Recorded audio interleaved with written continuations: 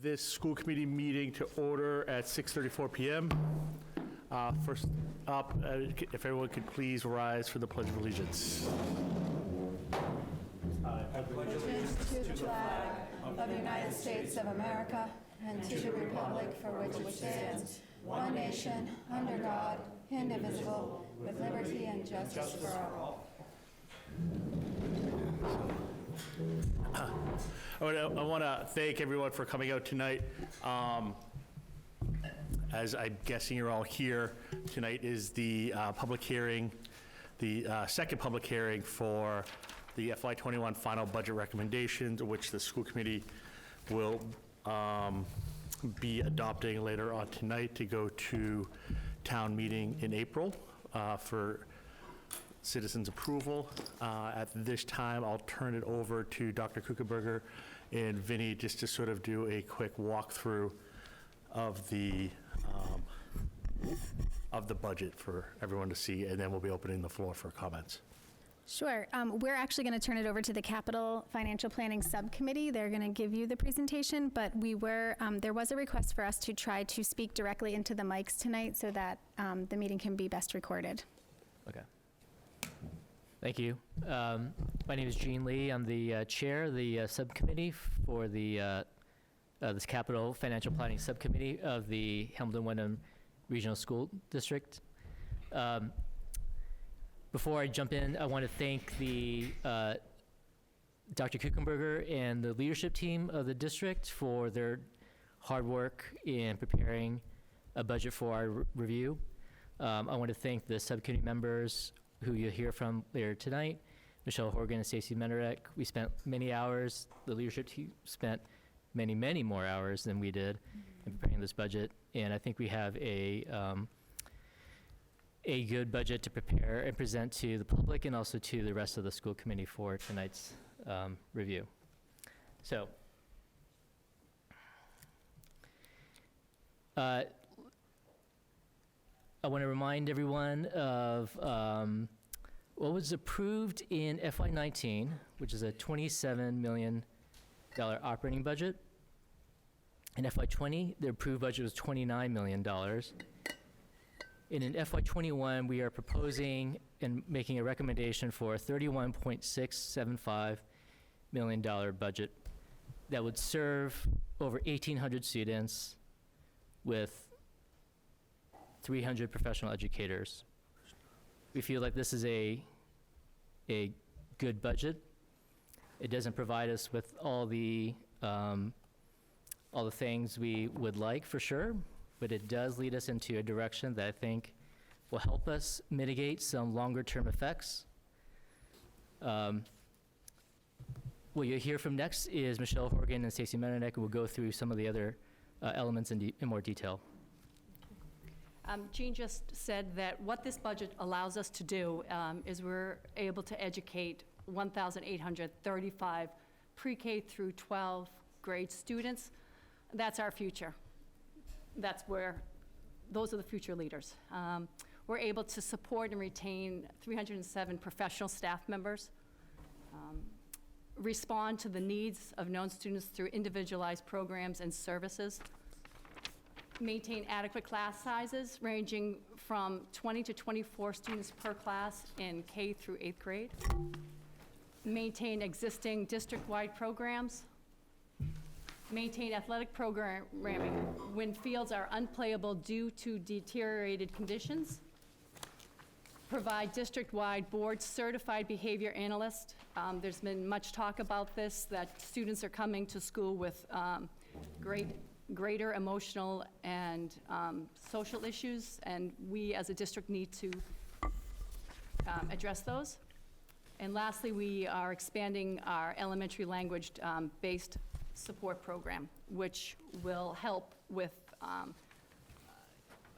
servicing the needs of all the students in our district that have individualized plans. So the FY21 proposed budget that we're recommending tonight is a $31.6 million budget.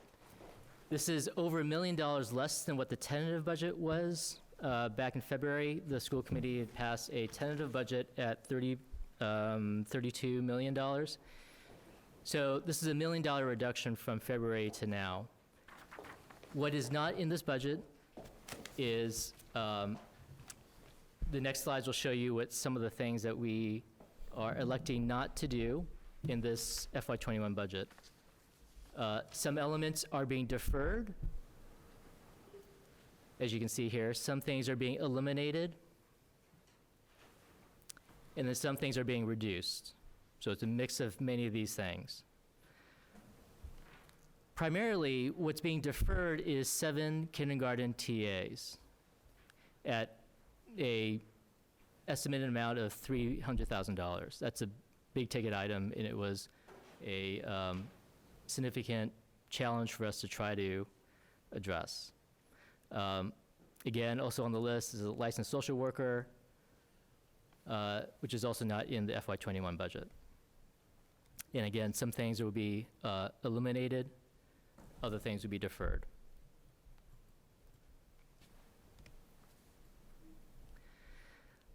In terms of other items, schools and supplies and materials, you'll see a total of $68,000 of items that will be deferred or reduced. Spending will be reduced in FY21 compared to FY20. Some of these include professional development for some of the teachers, teaching assistants rather, memberships for some of the leadership team where they can talk to peers, valuable collegial collaboration with other networks. There'll be some curricular materials that will be deferred or reduced. Also, not in the FY21 budget will be a $46,000 reduction in contracted services. Another big ticket item would be a $265,000 reduction in maintenance contracted services. Total for utilities would be a $361,000 reduction, which is not to say that we aren't maintaining the schools. We are electing to defer some things.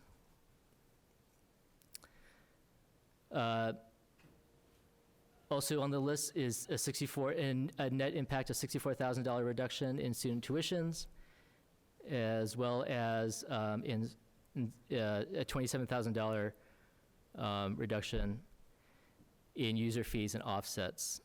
This is made up of an increase to participation from the parent side, so it will balance school contribution, the district's contribution, and the parents' contribution to 50% each.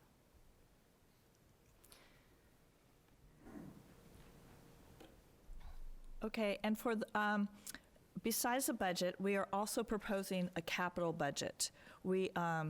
Tom has put together a 10-year capital plan, and we went through each category carefully when he presented it to us to try and figure out what our needs were, instead of just a rolling type of capital plan of things that we needed, to actually make out a capital plan that things that we needed or things were deteriorating or big problems. One of the biggest problems that we felt that we needed was to get the security infrastructure improvements.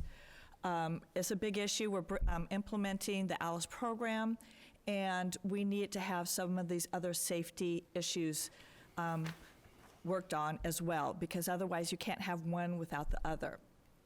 As well as to add to the capital budget plan, we are looking to have elementary school facilities study and educational plan, which will help us also for when we're looking for our SOI, statement of interest for the schools, for new schools. This will help further those projects along. And it was suggested by the MSBA. And so we really feel that we need to have this for that piece to help with our SOI and being able to look at the schools and what our actual needs are. since our schools are now, 60 years old? They were built in the 50s. So they were built in the 50s.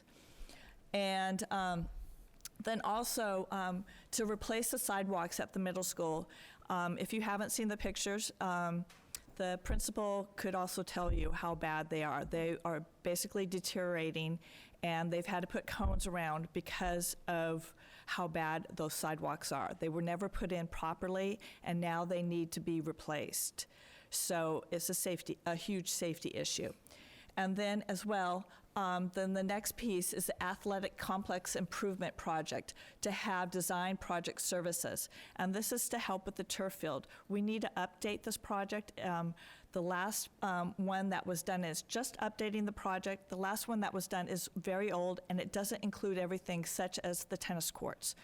And so we need to really make sure that everything in our turf field plan for coming in future will be in one scope, as well as our network infrastructure improvement plan. And this is phase 1 of 4.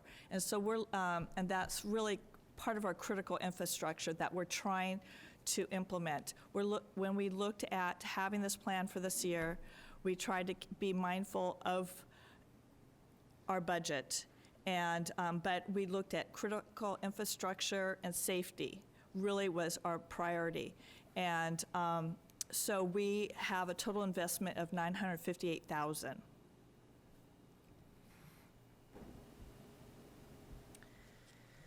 So this chart is the school budget arrayed by DESI categories. This is just more informational and procedural. It's required by the state, I believe.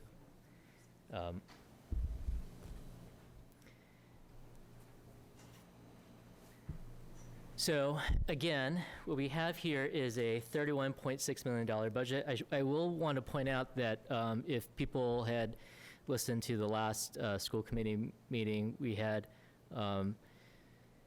received notice of the governor's budget and the sort of state aid that would be, that we received, Chapter 70 funds of $254,000.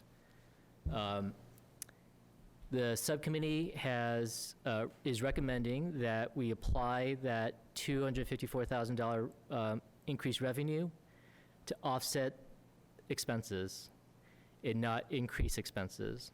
So again, to get from the tentative budget that was passed in February of $32.9 million to get to 31.6, which is the budget we're recommending, we have $1 million in either elimination, deferment, or reduction of spending from FY20, plus the additional $254,000 of anticipated revenue from Chapter 70.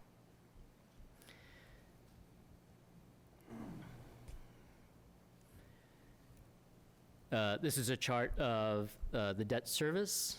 That's informational as well.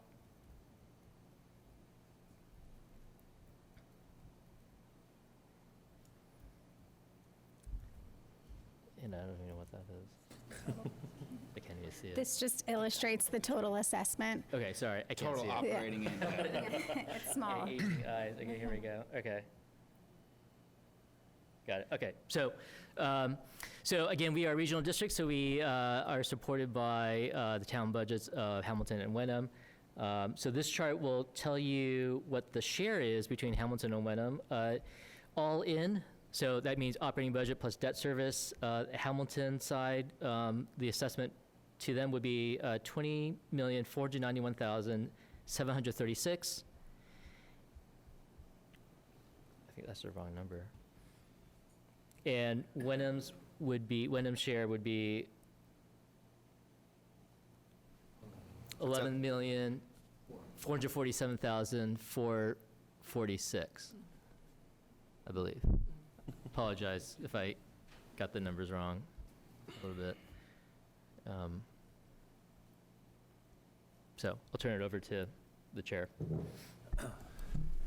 So at this time, we want to open the floor to those of you who are here excuse me, to get your feedback on the budget process as a whole, in order to hear everyone's voice and to keep the meeting moving in, ending tonight.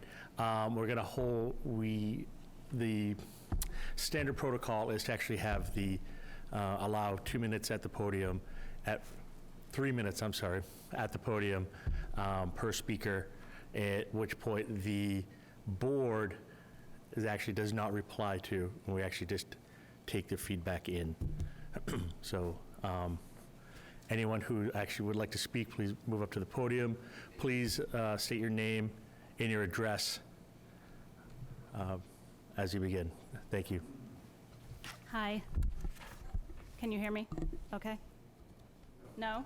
So, it's coming. Hold on. Hello? Is that better? Okay. Hi, my name is Lori Bouchard. My address is 202 Moulton Street in South Hamilton. I'd like to talk about the school resource officer and the budget and how that pertains to the budget. I've sort of heard that some people on the committee would replace the school resource officer with a social worker. And I just want to sort of give my reason why I don't agree with that. So I spoke with some administrators at the middle school, high school, spoken to students, spoken to Chief Stevens, spoken to the chief of Manchester Essex, the SRO in Peabody, and the SRO at Masco. So the middle school administration says that the SRO keeps the schools informed about current court orders that may affect the school, is a liaison for the police department, emergency services in other towns, supports and leads the ALICE training, which we mentioned before, presence around school during the day, during lunches, morning and afternoon to talk with the students, staff, families, help resolve student safety issues outside of the school hours, participated in the wellness fair. He participates in our friends meetings, assisted with the traffic during the turkey trot. At the high school, he's a member of the student support care team. And overarching, with everyone that I've talked to, they create a peace of mind for the faculty and kids. You talked about the mental illnesses, the rise of the social emotional well-being of the students. The students would rather go to him, and this is from students and parents. They would rather go to him, and they have been since September, than a social worker, than an adjustment counselor, than another teacher. A lot of these issues that they're dealing with, they're embarrassed to talk to these people about. They would rather talk to Officer Richards about it. Sometimes they have a legal question that they want to pass by him. They just want to bounce things off of him, and they don't want to be embarrassed in doing it. In Peabody, they have one at the elementary school, one at the middle school, and they have one at the high school and a floater.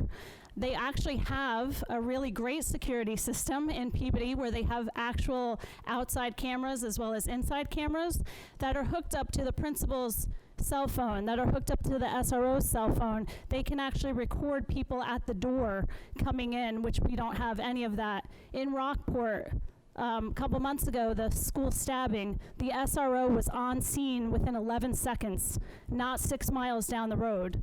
So even though this is a mandate that schools have to have an SRO, they don't have to be sitting physically at the school. They could be in the police department, but I would argue that 11 seconds versus 6 miles down the road, for my children, I would rather want them right there at the scene than 6 miles away. Am I out of time? Do I have any more time? Am I out? Oh, okay, sorry. All right, thank you. Thank you. Thank you. Thank you.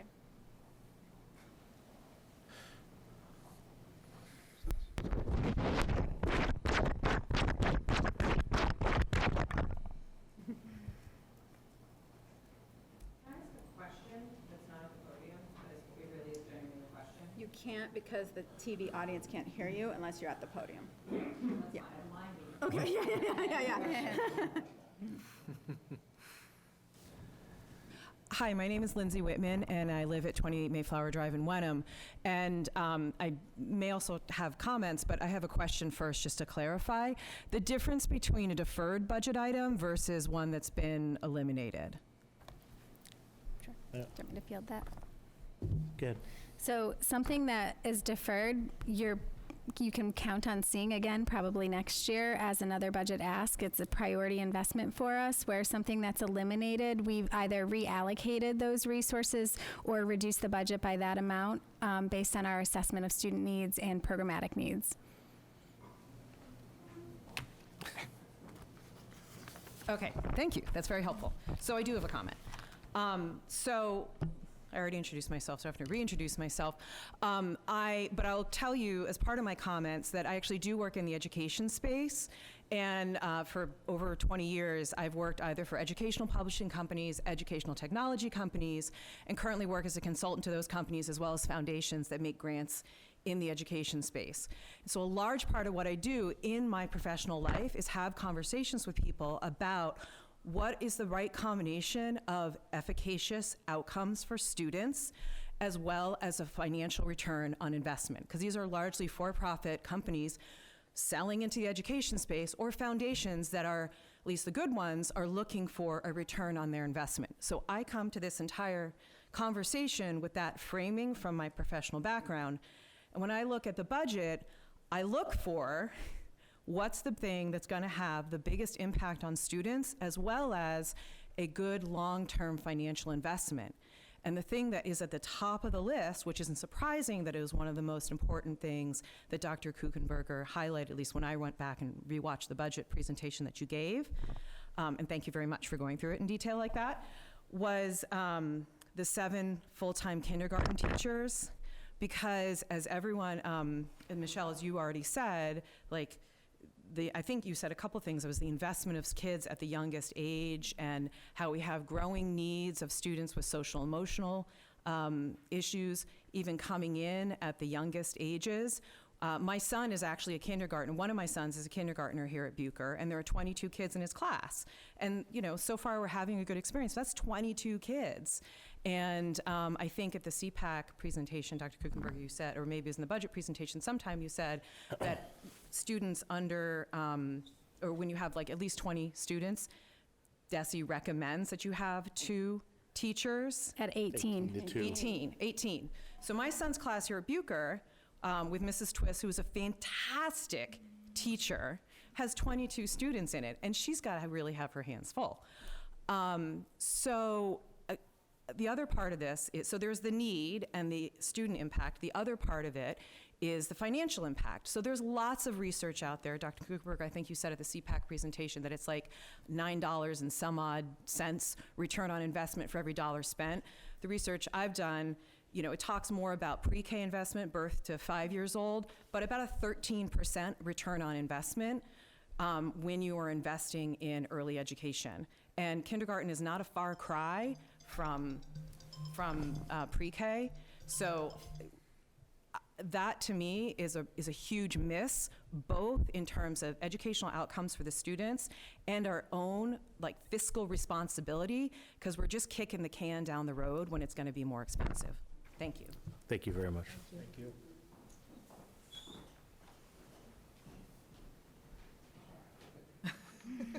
Sorry. Patrick Wandell, 5 Great Pond Road in Wenham. And I just wanted to talk about the design project for the fields. This seems to be the exact amount that the towns funded 4 or 5 years ago in the exact same project that we're doing Sans tennis courts. Is this just another, I'm on the CPC, so this came before us. We recommended a town meeting, as did Hamilton. It was approved, the study was done, the Gale study, laid out the wetlands, laid out where the fields would be. This seems to be the same $65,000. So are we spending money that we've already spent and not used that plan? That plan was for 2 turf fields, the track, the hurdles, the whole thing.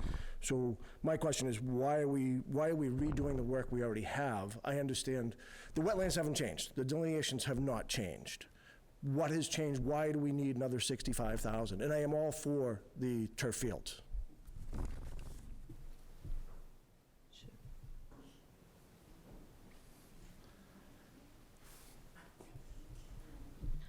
Hi, my name's Jen Caulfield. I live at 25 Juniper Street in Wenham. I have a question, and I came in a little late, so excuse me if you already covered it in the very beginning. If we took out of the overall budget the net deficit, that $670 some odd thousand that we realized, in July or mid-year, can someone give me a rough estimate of the the percentile increase it would be over last year's budget if you take that out? Approximately 6.5.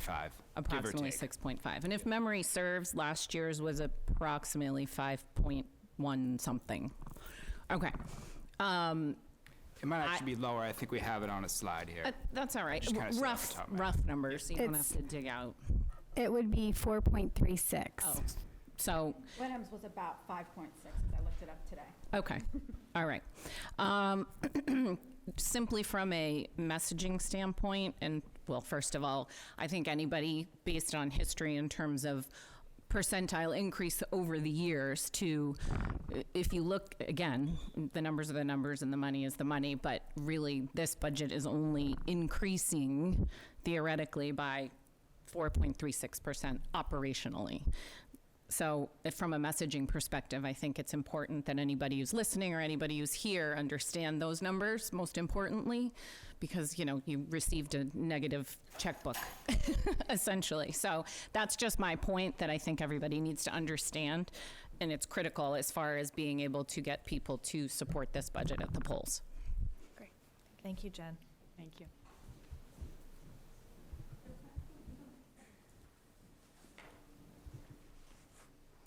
Hi, my name is Susan Malin, 18 Burnham Road in Wenham.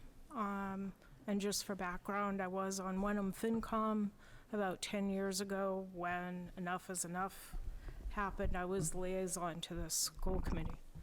I hope the school committee keeps in mind Wenham is in very dire straits financially. The numbers are anywhere between $600 and $1 million that we have to find someplace, an override, whatever. If your budget stays the way it is, the tax rate in Wenham will go up to $21.50 a thousand. And that's a big number. By your own numbers, 7.1% of the students in the system are economically disadvantaged. If you take, that's 130 kids. So if you take that 130 kids and they live in a household whose finances are tenuous at best, and then throw on another $1,000, $1,200, $1,500 on the tax rate, I think it will drive people over the edge financially, emotionally, in every which way you can imagine.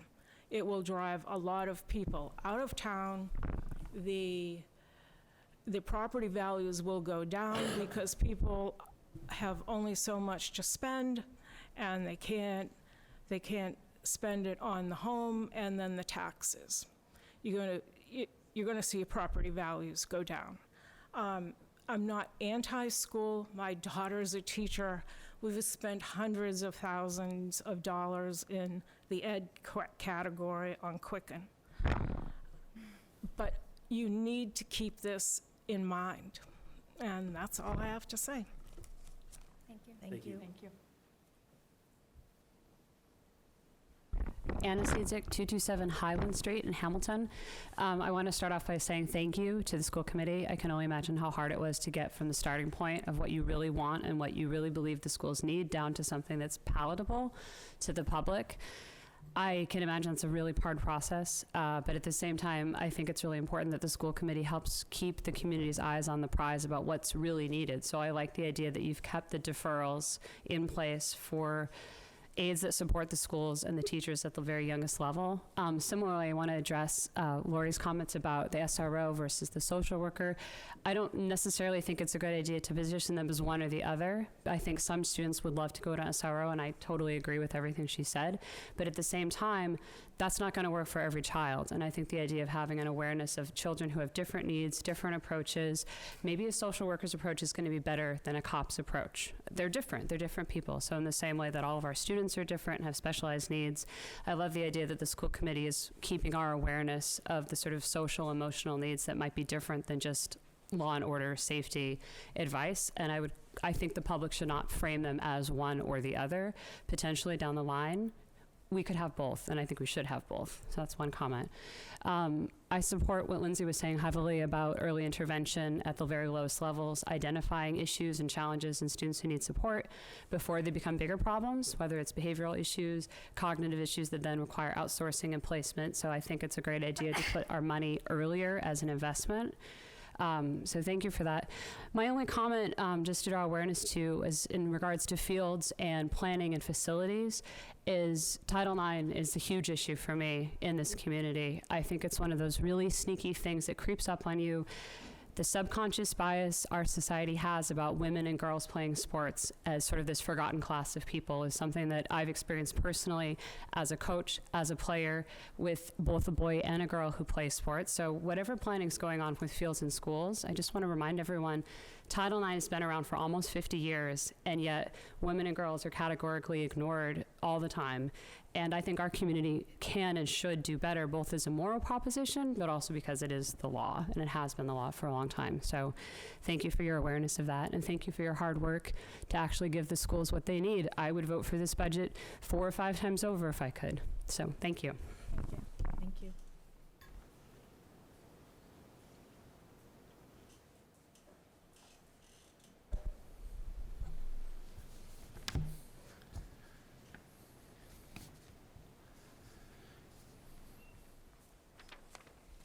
Hi there, I'm Lorraine Miller. I live at 31 Knowlton Street.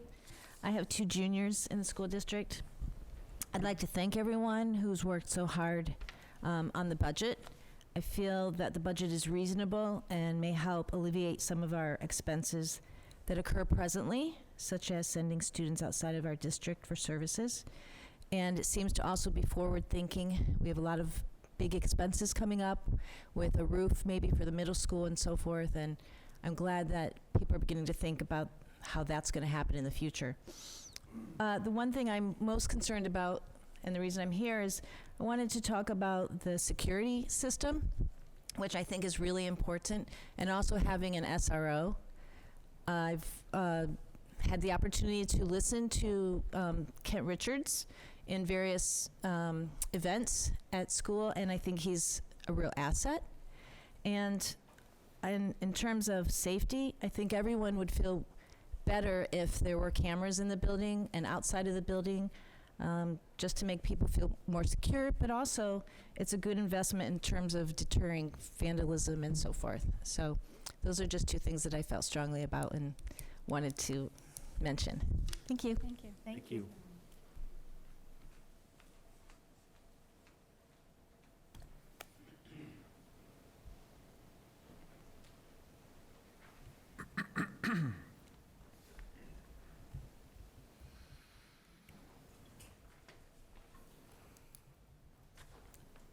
Hi, Tom Starr, 41 Pleasant Street, Wenham.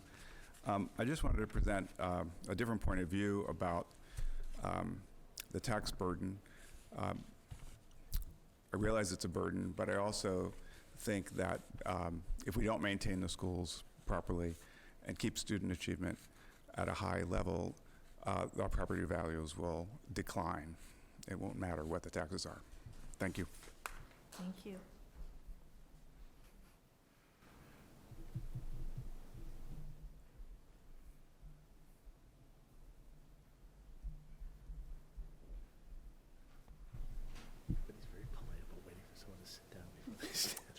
Hi, my name is Margaret Sue. I live at 489 Bridge Street in Hamilton. Thank you for your work on the budget. I just wanted to briefly talk about a topic that I know you discussed at the last meeting, which I didn't attend, that there was a lot of concern about special education costs and the costs of outplacing. I think it was, the number I heard was 70 students. I don't know if that's correct. I just want to advocate for our special education students and want you in the future to consider what we're missing in district and, life skills programs, language-based learning disabilities, things like that, and how we can improve and invest in our programming here. Thanks. Thank you.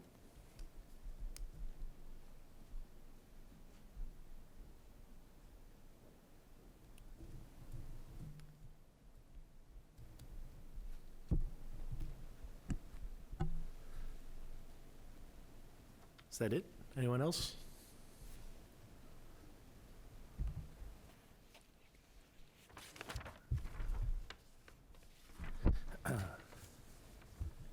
This doesn't need to stay open for a half hour, does it? Yeah, you can close the hearing now. So if that is all we have for everyone in the audience, at this point, I'm going to close the public hearing and begin our school committee meeting in earnest at this point. So, last call. Well, I want to thank everyone for coming out and really everything that you had to say. I really, in hearing the feedback from everybody here, feel that we have been acting as a committee in the best interest of the community and sort of we heard back a lot of the same feedback we've been giving each other over the past few months. Excuse me, a lot of the same things coming up. And it can be difficult being on this side of the table and trying to balance a budget when you're trying to act in best interest of every student in these towns, and really trying to navigate the tightrope that is the tax burden on all of us as homeowners. And, and sometimes you get lost in the process. So to get the feedback that we're getting, it's nice to hear that, we seem to be on the right path. I've said before, this is a particularly tough year with tough numbers, but there's also a lot of great things happening in this budget, even with the tough reductions we've had to make. So at this point, I want to just give anyone else a sort of opportunity just to say something before we start moving on. So I wanted to say one thing, and then Yeah, I wanted to make a motion about something. But Sure. First of all, I wanted to thank everybody for coming out tonight. I've looked back at some of the records. The number of people in this room is not sufficient to pass this budget. So everyone in this room needs to be sure that you come to the town meeting on April 4th and that you come with no less than 10 friends. It's going to take over 150 people probably to pass these budgets in each town. So, and this is the best budget we're able to put forward at this point with lots of deferred things. We are being able to address some of those concerns around special education. The other thing is later on, we're going to discuss this budget. So the question like what you asked, Mr. Waddell, will probably get asked again. If people want to stay, you're welcome to. But then I have a motion I want to make to amend the agenda. Yes. So, if anybody else wanted to speak. So. No. So I wanted to make a motion to amend our agenda tonight. At the end of our agenda, I'd like to add an executive session for the reason number 1, to discuss whatever reputation, character, yes, character, physical disability, whatever, of a employee. So I'll be sure to read it in earnest. Yeah. So when we do that. Yeah. So just so you know, we were going to have an executive session at the end that we did not anticipate until today. So. Can I get a second? Yeah. Second. All those in favor of amending the agenda? No, that's unanimous. Thank you. Excuse me.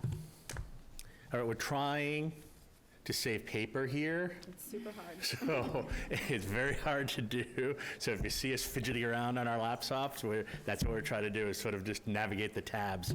So I apologize for. Do you want to give the statistic?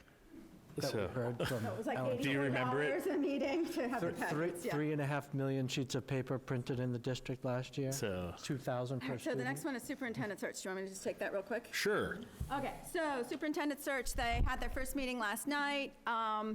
Feedback is that they're concerned it's a little bit rushed. However, they are up to the task.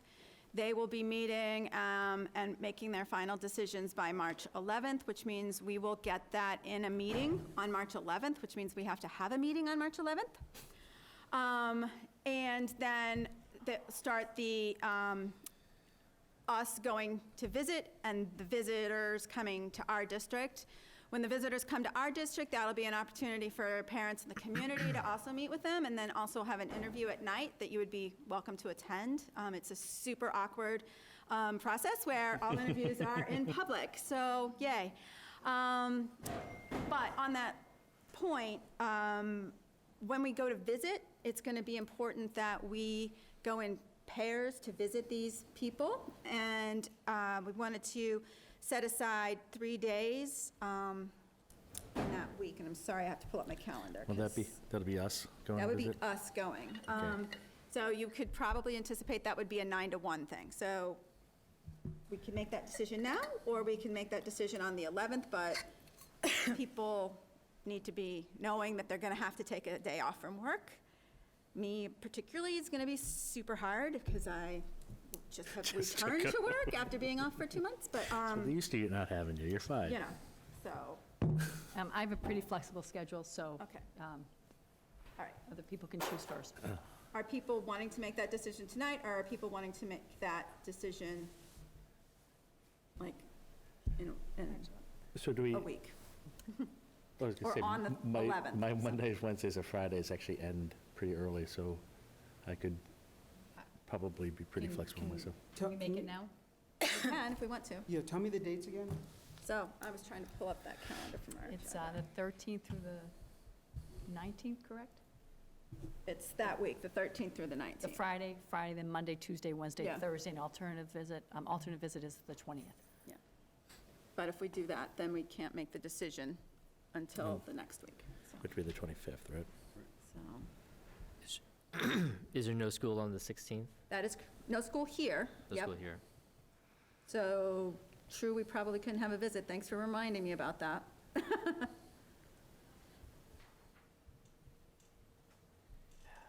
We can go visit them. I mean, it's not a holiday, but they couldn't come and visit us. Yeah, of course. And it is, you said definitely it's going to be from the 13th through the 19th? We're going to get the. March. So would it start hopefully- on that Friday? Hopefully, I mean, we're going to get the names on that day, on the 11th. So if we can get somebody scheduled for that Friday, then we'll go on that Friday. If we can't, then we won't. I cannot do anything the 16th through the 20th. I am out of town. Okay.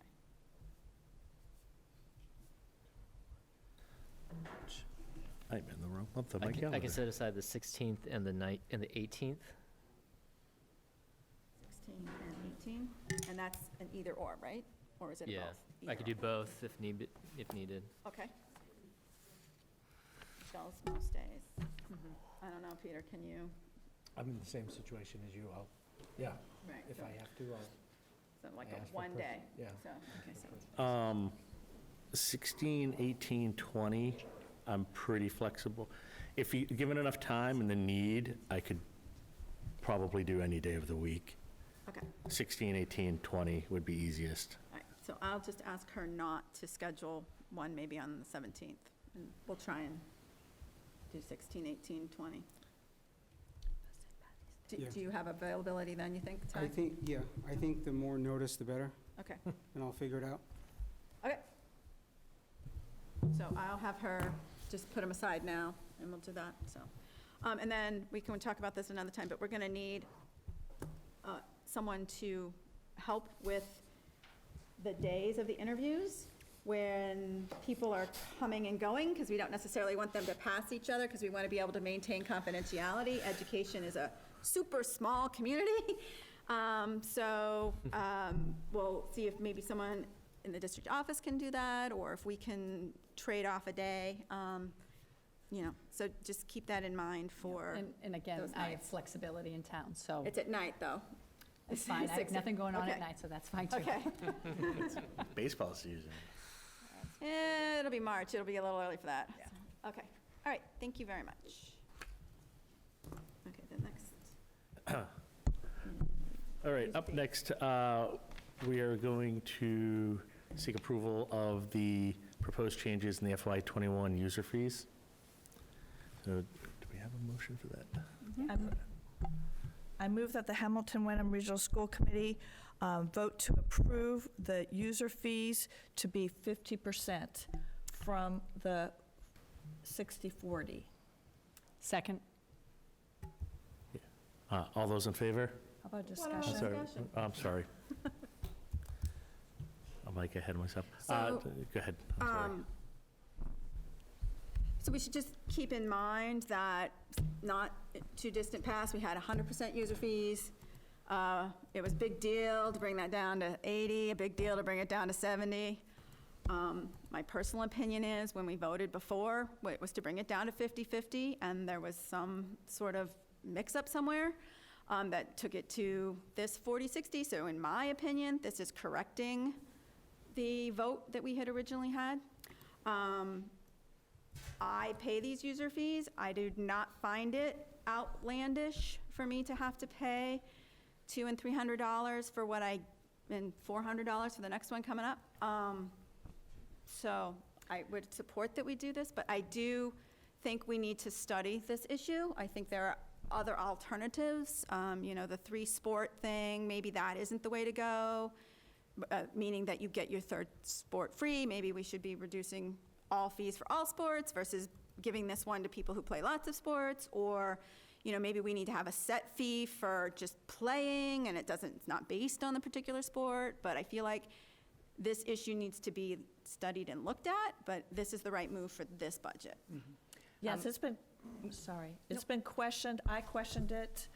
Unfortunately, when that meeting, the motion was made, I was not there at the meeting, but I was the one who really did push to try and get some savings on the sports user fees. It's something I had worked on for several years to get that pushed forward, and then it was a mistake in the motion. And instead of it saying a split 50/50 as what we had agreed on, it was said improperly. So it ended up being that the district paid 60 and the users paid 40%. So it's just going to correct what the motion was as of a couple years ago. As a parent entering my 45th season in the high school, paying, I was there when my daughters were paying 100%, and now my youngest is in hockey, and thankfully, it was a huge reduction this season. But you can't put a price on what your student learns in these team sports. So again, I agree with what Stacy and Michelle are saying, that 50% is worth the correction. So it's full-heartedly in favor of this. I'll also just point out the obvious, which is our recommended FY21 budget kind of is predicated on a reduction of the user fees of the district. So if you don't agree to this, we got to find another $57,000. Did you say 57,000? Yeah. Yeah, That's the number. that's That's what the you're talking value. about. That's the value of the 10%. Almost $50,000, $57,000, so. Any more comments? So, Hi, Pat Waddell, 5 Great Pond Road, Wenham. When the user fees were reduced, it was just blanket, we're just going to cut them in half. I feel like we could just ask other towns, what are they doing? That was never asked. They were just cut. so We should know what Manchester Essex is doing. We should know what Masco's doing. We actually were. do have that They were. information. Yeah. Yes. Okay. Extensively. I mean, we did. And is 50% in line? You can't compare apples to apples. But yes. but yes, it was. It was. And the third sport's free, so that there is. So everybody does it a little differently, but it's right in line. But before just it seemed wasn't. when we did that, it was just knee jerk. We're cutting them in half. No, it was not knee-jerk. It wasn't knee-jerk. Respectfully disagree. That's fine. I'll give you Jeff Sad's number. So, all right, so all those in favor? Did you have a question, Peter? I'm sorry. No, I'm good. Yeah. You're right? I have a question. I was just wondering about why the third sport is free. So, Relief. It was What's a that? relief Relief. for the Relief. parents. Oh. Sports parents, that is. Okay. it might be something to look at in the future, but What's that? I said it might be something to look at in the future, Very good. but at the same time, Anyway, I'm still voting in the affirmative. so. So that's seven, that's a seven, it's a unanimous 7-0. So, that was a messy vote.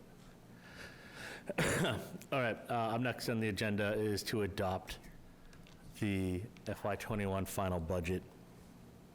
I did have a couple notes about some questions that just came up. Would you like to do that after the motion? Sure. I move that the Hamilton Wenham Regional School Committee vote to adopt the fiscal year 2021 total general fund expenditures budget of $36,799,883. This amount includes general fund operating expenses after offsets in the amount of $36,386,630 and general fund debt service expenses in the amount of $413,253. Furthermore, the gross operating expense of the district before offsets in the amount of $38,297,952 have accounts according to the summary by DESI category chart included in the budget presentation dated February 12th, 2020. Second. I just want to actually make a note that there was a couple words skipped over accidentally in the motion. A what? There was a couple words that were actually skipped over in the reading.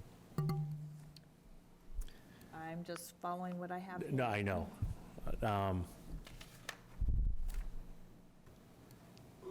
What were they? What's that? It was the, Can you put up the motion again, please? and maybe I just misheard, have been allocated to the DESI defined chart of. Okay, you heard that? I didn't, then I apologize. I just want to make sure that we got it right. Thank you, I apologize.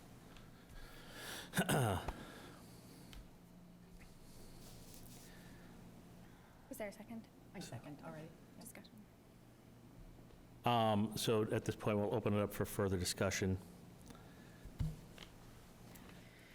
So actually, before we do that, so I want to point out to the audience, so the motion, if you heard it, had a gross amount of $38 million, right? We've been saying 31.6 is the operating budget. So from 38, that's gross, you add in the revenues and all the additional offsets, that's how you get to the 31.6.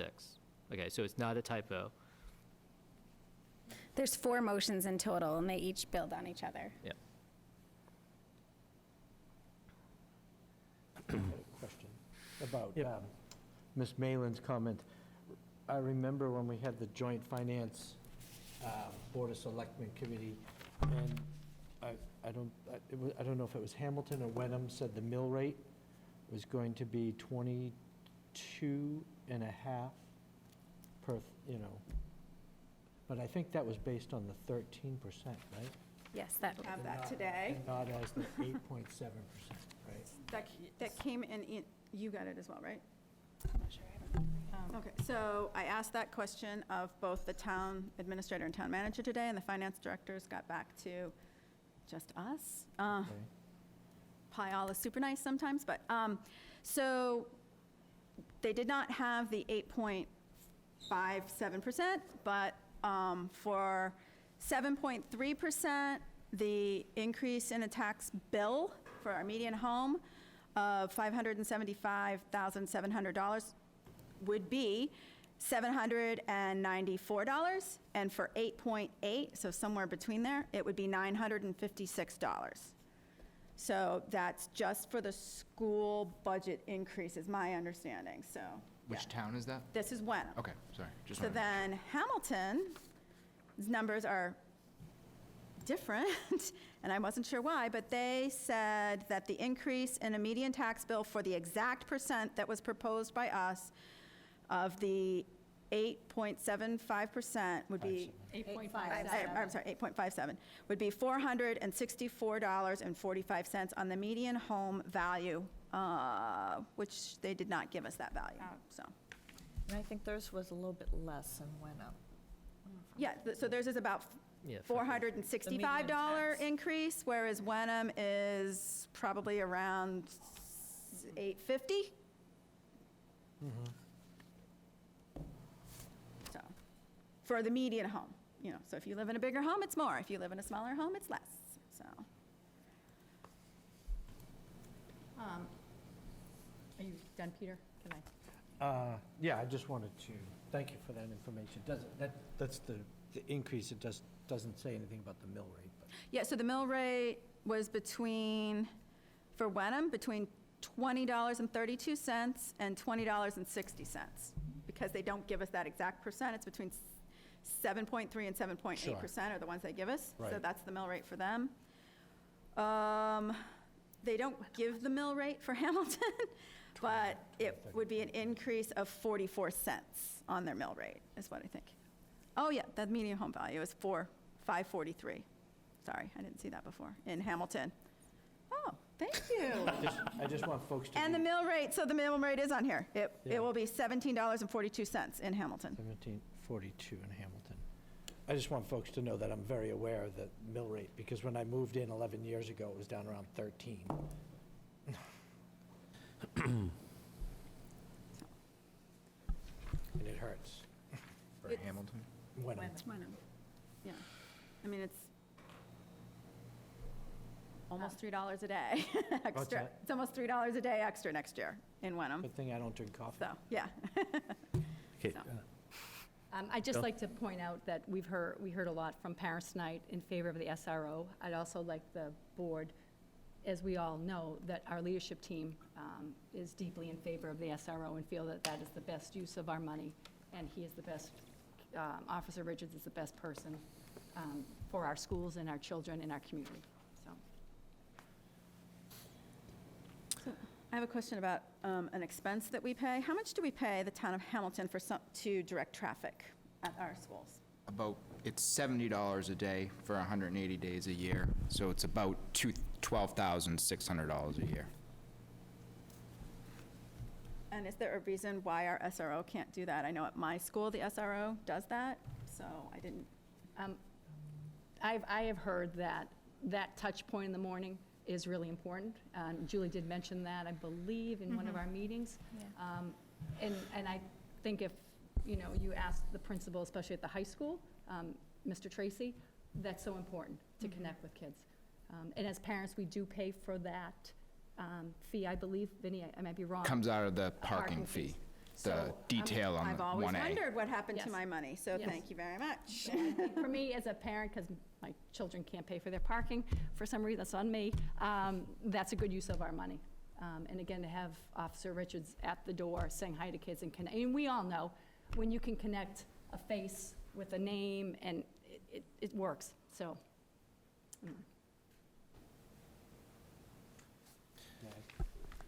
So my one other concern, I'm going to voice it again. Last time, we talked about maintenance that could be done. I also understand that maybe there were those machines to do the bacterial fogging in there that have been eliminated. And I just feel like that would be a good use of E&D. And if we bring our percent down to 2.75%, 2.5%, it's still a reasonable amount of money. And like I said, in the 20-some-odd years I've lived here, I don't think it's ever been touched other than, for the next year. And I just feel like I would like to know more details about what we're giving up. Because all I heard was maintenance on the boilers. Like, that could not be $250,000. Is that an allowable use for E&D? That type of, You can apply it You can apply it to next whatever year's you budget want, at so. any time. And I mentioned this last night, actually, at our capital planning work group, budget work group, talking about possibly using that piece into the E&D. I mean, I don't know what I'm giving up, but I know it's $250,000 worth of something. Would you like me to ask the director of? If he wants to. Tom Gary, would you mind stepping to the podium and adding some detail for us, since you're here? Thank you. A lot of the reductions were centered around my ideal maintenance situation is what I started building the budget from scratch, and what I feel the buildings truly needed to be maintained, a certain level that they needed to be maintained to. So I took the life cycle cost of all of our equipment, and rather than running it to failure, tried getting ahead of it and changing motors as they were coming up for replacement, building that cost in, bringing more licensed contractors in for specialized services such as roofing, boilers, HVAC systems. Our maintenance department now, I feel that they're stretched really thin, and with the age of the buildings, having to react. So this was more of a proactive measure, bringing contracted services in. Made reductions in some of the aesthetic improvements, as far as landscaping, athletic field maintenance was a serious reduction. Go into every single one of them if you'd like. So I'm more acutely aware of the inaccessibility of this building, and I'm curious if that over there is to be addressed during the next year? Yeah, we have ADA improvements for the Cutler School, for the Winthrop School, and for the Bucher School built into our 10-year capital plan. But And not we next- hope to But not address- next year. No, And I you would would- argue a that lot this of- building is not handicap accessible today. I don't think you'd have a counter argument with that. Yeah. So, Yeah, so what you see in there, it was more maintenance of the current buildings we have. You don't see a lot of one-time expenses built into that. Those were all recurring maintenance charges that were reduced. So the maintenance budget that we're going to be operating on, I consider it to be the keep the doors open maintenance budget. So we're meeting all of our obligations for code and safety. And we are just deferring maintenance costs out into the future. So. What about the machines that were in the budget, and then because of having to look at the whole budget and prioritize?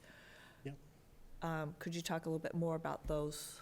The bathroom cleaning The machine. Yeah, bathroom so, cleaning we were machines that you originally- had talked about? Yep, we were originally carrying $25,000 to supply each school with a restroom cleaning machine, which would it's not that our custodians aren't cleaning the bathrooms now. I can assure everybody that the restrooms will be cleaned as they are. This was just a more efficient way to do it. Also, having taken cost avoidance into consideration of employee injury, reaching and stretching to get all those nooks and crannies would be eliminated by using the machinery. So it was really just a prioritization process through the leadership team, and there were tough decisions that had to be made, and there was a lot of arm wrestling back and forth, but can I just ask? So if we do these things this year, we're not bound to do them again next year. as far as which, A one-time cost. If we buy the machine this year, we don't have that would be considered a one-time expense, because it would be machinery. And if we maintained, had someone come in and check on the boiler and replace the motor, we wouldn't necessarily have to do that again next year. So I see those as like, maybe there are different things that have to happen next year, but these particular things are just this year. It'd likely be another motor next year. Yeah. Right? So I consider that to be the recurring cost year after year. You might see some reduction year over year. Ultimately, our facilities they're aging, and they get more expensive to maintain as the years go on. Right. So I'll use this as an opportunity to make a plug for the capital budget. This is why we have that $250,000 in the capital budget, to do a comprehensive study of our elementary facilities. We'll also be looking at the high school, given the findings in our our initial NEASC report, and really asking ourselves, what is the future we're trying to create in terms of our facilities? So although, yes, we agree with you, this building is not handicap accessible, we would argue that Cutler's not appropriately accessible either. But with that future in mind, we really want to make sure that first we have a vision and we're investing wisely, and don't want to put a lot of money into investing into our schools before we know, is this going to be our long-term plan? Yeah. So one of the many reasons why it's so important to get out and support that capital budget, everyone wants to know, what are we going to do in the future? What's the plan? Are we investing in, aging facilities for no reason? The only way for us to know that is for the community to be engaged through this process and let us know what you're willing to support, because that really does make our statement of interest application with the MSBA that much more viable. They want to know that if we're awarded a project, that the community is going to be behind it and support it. And so this process will help us, gain more reassurance of that. And I can add too, is when I called my contact at the MSBA last week to ask a few questions about the SOI process, which I will go into my presentation later. And right after I said who I was and where I was from, the first question was, do you still have your study built into your capital plan? Because we had discussed that after the Winthrop and Cutler projects weren't invited in. And they thought that was really good planning on the district's part. So I can say that it's on their mind, and it was the first question she asked.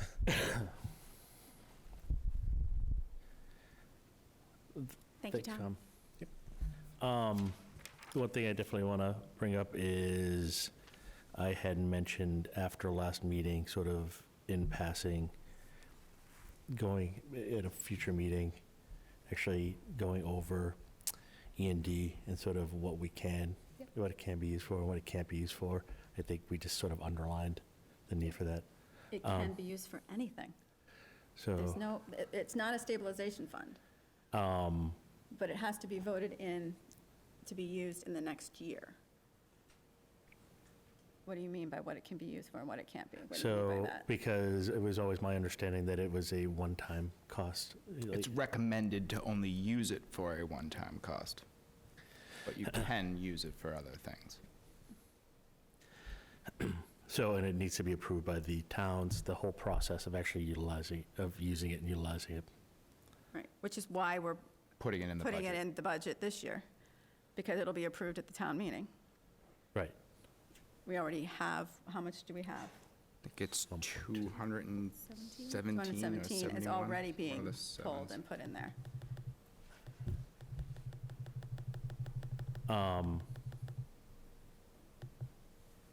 217,000. Right. Do you know, are we going to, what the effects of, I don't know if this is a timing for it, but are we going to be getting some extra money for the special education transportation? Because I did talk to Brad Hill, and he asked, what did we think of him voting for that and putting that legislation through, and are we going to be benefiting from extra money from that? Do either one of you know? So we don't know the specific dollar amount, but the plan, last I heard, of course, they're still working on this part of the bill, is for there to be 25% reimbursement of your FY20 actual costs. So we're keeping really good notes on FY20, and then once we have that information, we'll be able to share. But I would say we do, that helps everyone, because this is an impact on our budget. So I would encourage him to support it, and happy to talk with him if he had specific questions. He said he'd come anytime, and he definitely is supporting it, and so he's hoping that we're seeing the benefit of him pushing it through. He said today that he was at the Special Education Circuit Breaker Caucus meeting on Facebook, so. Yeah, I talked to him about that, and he said actually that, we talked about the Chapter 70 extra money, the circuit breaker, and he said yes, that, and maybe even a little bit more. Yeah. Can you tell us how many FTEs are being netted in this budget approximately? Like, I know we're adding some, There may be some that were subtracted that I missed, but could you tell us what the total net is for that? The addition over the prior year? Is that? Yeah. It's about 7, Okay. give or take. That includes the additional pre-K teacher from this year And the kindergarten and the teacher and the TAs. TAs. Yeah. Yeah, so Yep. really, Two it's not TAs. that many more people. Okay. Correct. All right. Over what we're actually Currently at. experiencing, it's Right. like two and Yep. a half. But budget to budget, it's 7. Yeah. Okay. I personally really don't like that strategy. I just want to put that out there because what we really should be saying is we overspent what we were approved to spend, and that, or we're overexpensing. We won't overspend, but in order to do that, we had to not hire people that we would have wanted to hire. We're paying our superintendent less, we're paying our assistant superintendent less, we're cutting out things that, we are having over expenses. It's not like over than what we had anticipated, so, or what we here at the table knew. There may have been others who knew about it, but we at the table didn't know it at the time that we voted, so. So I actually want to disagree with that because it kind of brings up kind of what I wanted to speak about on tonight, and looking at our budget, as we're about to vote it in.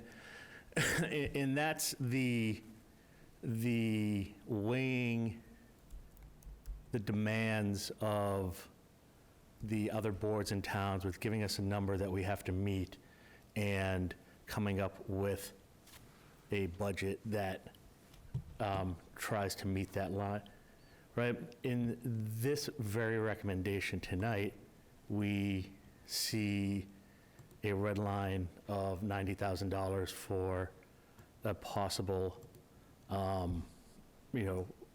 projected out-of-district placement. By doing that, we bring our budget down by $90,000, but we now run the same exact risk next year, right? That's literally what got us into this problem this year, right? And so what has to happen is that everybody has to understand that, sure, we can cut our proposed budget by $90,000, but there's still a very real chance that that's an expenditure we're going to have. And we're going to have the same conversation next year, right? And, earlier we were talking about like the return on investment, what we're doing, the 7 teaching assistants in kindergarten, shows a strong return on investment. At some point, the students we're unable to meet the needs of is going to come back and cost the district more down the line, right? So when I talk about that fine balancing act we need to do, that's stuff that needs to be clear as day to everybody, whether you're on this side of the table or on that side of the table, right? We understand that these numbers are really hard to look at, right? But there's a fine line of what we are going to be spending today or what we're going to be spending tomorrow, and you have to understand that that's there. Did we know there were 4 possible out-of-district placements in the pipeline? Yes, it was brought up a few times, but we went by the cherry sheet numbers, if I remember it correctly, which is what it is, right? You're not planning for that future. Do we look into a stabilization fund in the future to try and do that? Yeah, that's a great idea, except where's the money going to come from to do that, right? So that's the type of thing you're looking at, because again, once you make that number up, we're looking at a 4.36, right? But once you actually correct last year's number, we're looking at a 4.36 increase, right? But we're still making cuts that could cost us next year, right? So that's really important to remember. So how much is in the budget for contingencies for out-of-district placement? $0. Okay. And if there was an unexpected, so if there is a placement next year, what will we do? So the way that we developed our projections for special education out-of-district tuitions was to look at our known knowns. So these are students that we already know are receiving services outside of our district. And this is not just for out-of-district, we do the same thing for in-district. The thing I was telling the students earlier when I was doing an interview with them for the high school newspaper was that they asked a really smart question, like, how do you build the budget? Well, the first thing we do is identify the students' needs. That goes in the budget first, and it always will. The second is to look at staffing. And so what we did was we looked at our known knowns. We projected an estimated tuition increase of 2.47%, I believe. It could range, right? But that's about the average.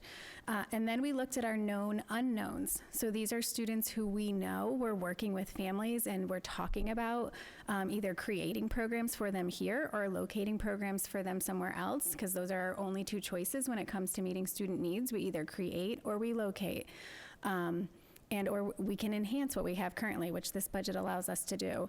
So we look at those known unknowns, and then we talk about where we are in terms of meeting those students' needs, our process in working with those families. Each one is a really detailed conversation. The part that we didn't have room for in this budget was our unknown students, the students who haven't yet showed up, the students who we haven't had the opportunity to meet yet. And so, do I think that this budget has some contingencies in it? Sure, because not every single person, not every single family that we're working with will end up in an out-of-district placement. I have a lot of confidence in the work that we're doing as a leadership team and as a student services department that will result in some of those being a success story, meaning that the students' needs will be met right here in their home school. But we have to plan for that. And so, much to the point that you're making, we can hit a lower number, we can have an arbitrary target, or we can build a needs-based budget. And if we build a healthy budget at the end of the year, we'll have $300,000 to $500,000 in fund balance, because that'll allow us to make sure that we have the flexibility and also just the confidence to be able to make decisions when we see needs arise throughout the year, instead of what we have this year, where we've been operating under a curtailment since October, meaning that principals and directors had to go through line by line and say, what can we go without this year, on top of already being in a deficit. That's not a healthy mindset for our district to be in. I don't recommend it for next year. And so I do think that this budget is appropriate in terms of the projections and the strategy that we used. It's certainly not excessive in any sort of way. Right. So if we were to put $90,000 from the E&D in as a contingency for this year, and we didn't spend it, it would just flow right back into the E&D. Yep. So there's zero risk in that, with having 100% guarantee that if a need arises, you would be able to deal with it. I think the biggest challenge you have in that strategy is just perception. Folks, I appreciate us talking more about the investments that we're making and what's in this budget and what this budget allows us to do, because I always say no one's going to love everything in the budget. You just have to love something in the budget that gets you out to town meeting and gets you to the ballot box to vote when we know that we're going to need an override, at least in one community. The other way to think about it is that if that E&D is there, if and when we need that excess, we have it, and then we can go back to our voters. And so it's just a perception issue, and it's really about community preference. Do we like to plan up front and know that we have it already in the budget if we need to, or do we want to react later on if and when it becomes a reality and we exceed what's currently budgeted? Because we do have that option to then be able to go back to voters, but it's another process, it's another vote, it's another getting everybody out. We don't like that. We like our once a year thing. I mean, doesn't it always make more sense to plan up front? I can't imagine any scenario where we're not going to have situations arise where things will need to be, kids will need to be funded in a different way than we've realized. Maybe I'm naive to that, but it doesn't seem like that is possible or realistic. Well, I mean, I think that's it. That's a completely different thing, right? I think that the way we would all sort of set an ideal budget is to have a cushion, for contingencies. But the reality that we're facing because of control costs, costs that are out of our control, right?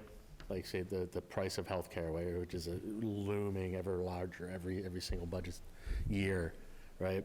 The demands of that sort of eat up any cushion we might have. That's actually not 100% true, because we can make this $100 million budget and have all the cushion in the world. That's never going to pass, right? So that's where the sort of the rub is, right? Like I said, I think if we were doing our personal budget, you stick, $1,000 in a savings account and don't touch it, and that's not a luxury we necessarily have at this time. Hopefully things change. I'm going to do you need to vote nationally on these things to actually change some of these numbers. That's my big push, right? And, so then hopefully that these numbers on, our personal local level can come down, right? Because there's just some stuff that's out of our control, so that we don't even have that wiggle room.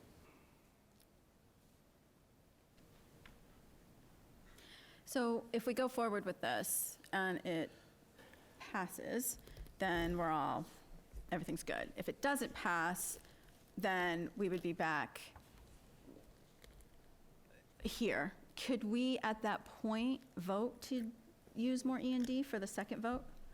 Yes. Okay. That's what I wasn't sure, if this was the one chance to do that. Okay. Nope, you'd be amending the net assessment down, so. With additional. Yep. The only other thing I So wanted that to would be the third motion? mention that Michelle had brought up, and it sort of reminded me of something I sort of thought about in passing, and I mentioned to you the other day, Jean, is whether or not we're actually properly budgeted for our superintendent next year. We are. So, We got that number before when we set. Well, unless we go in excess of that number. I think we're only using this year's number, correct, with the, Nope. Last year's number. We're using last year's number. so, all right, that's under market rate. But, It's the same as they're doing for Linfield and Gloucester, which are who we're competing against right now. It's this exact same salary scale on those. And Peabody. all right. And a few others. And a few others. Those are just ones I know of because they're on a website that I go to a lot.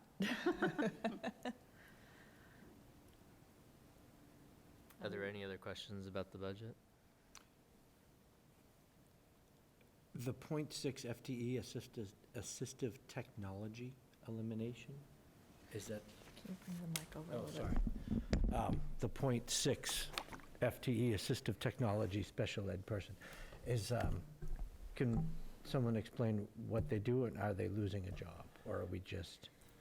So this is a position that we are trying to absorb through attrition. This person resigned in January, and we have combined the responsibilities of this .6 position with a .5 SLP position. We've rebranded and posted it as a 1.0 because we had a really hard time. We've been trying all year long to hire a speech language pathologist, that's an SLP, at a part-time FTE, unable to recruit someone.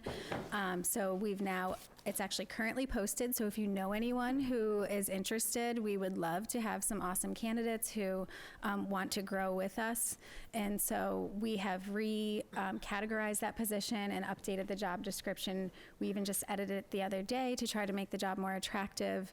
I was working on a recruitment strategy with some folks to try to fill it, but again, trying to say how can we hire a higher quality staff or recruit someone, because the two part-time positions are not desirable. The person we had was amazing from what I understand, and really was very an asset to the district. And so I think the other thing we're trying to think about when we design these positions is, are we creating a position for a person, or is it something that is going to be fillable in the future.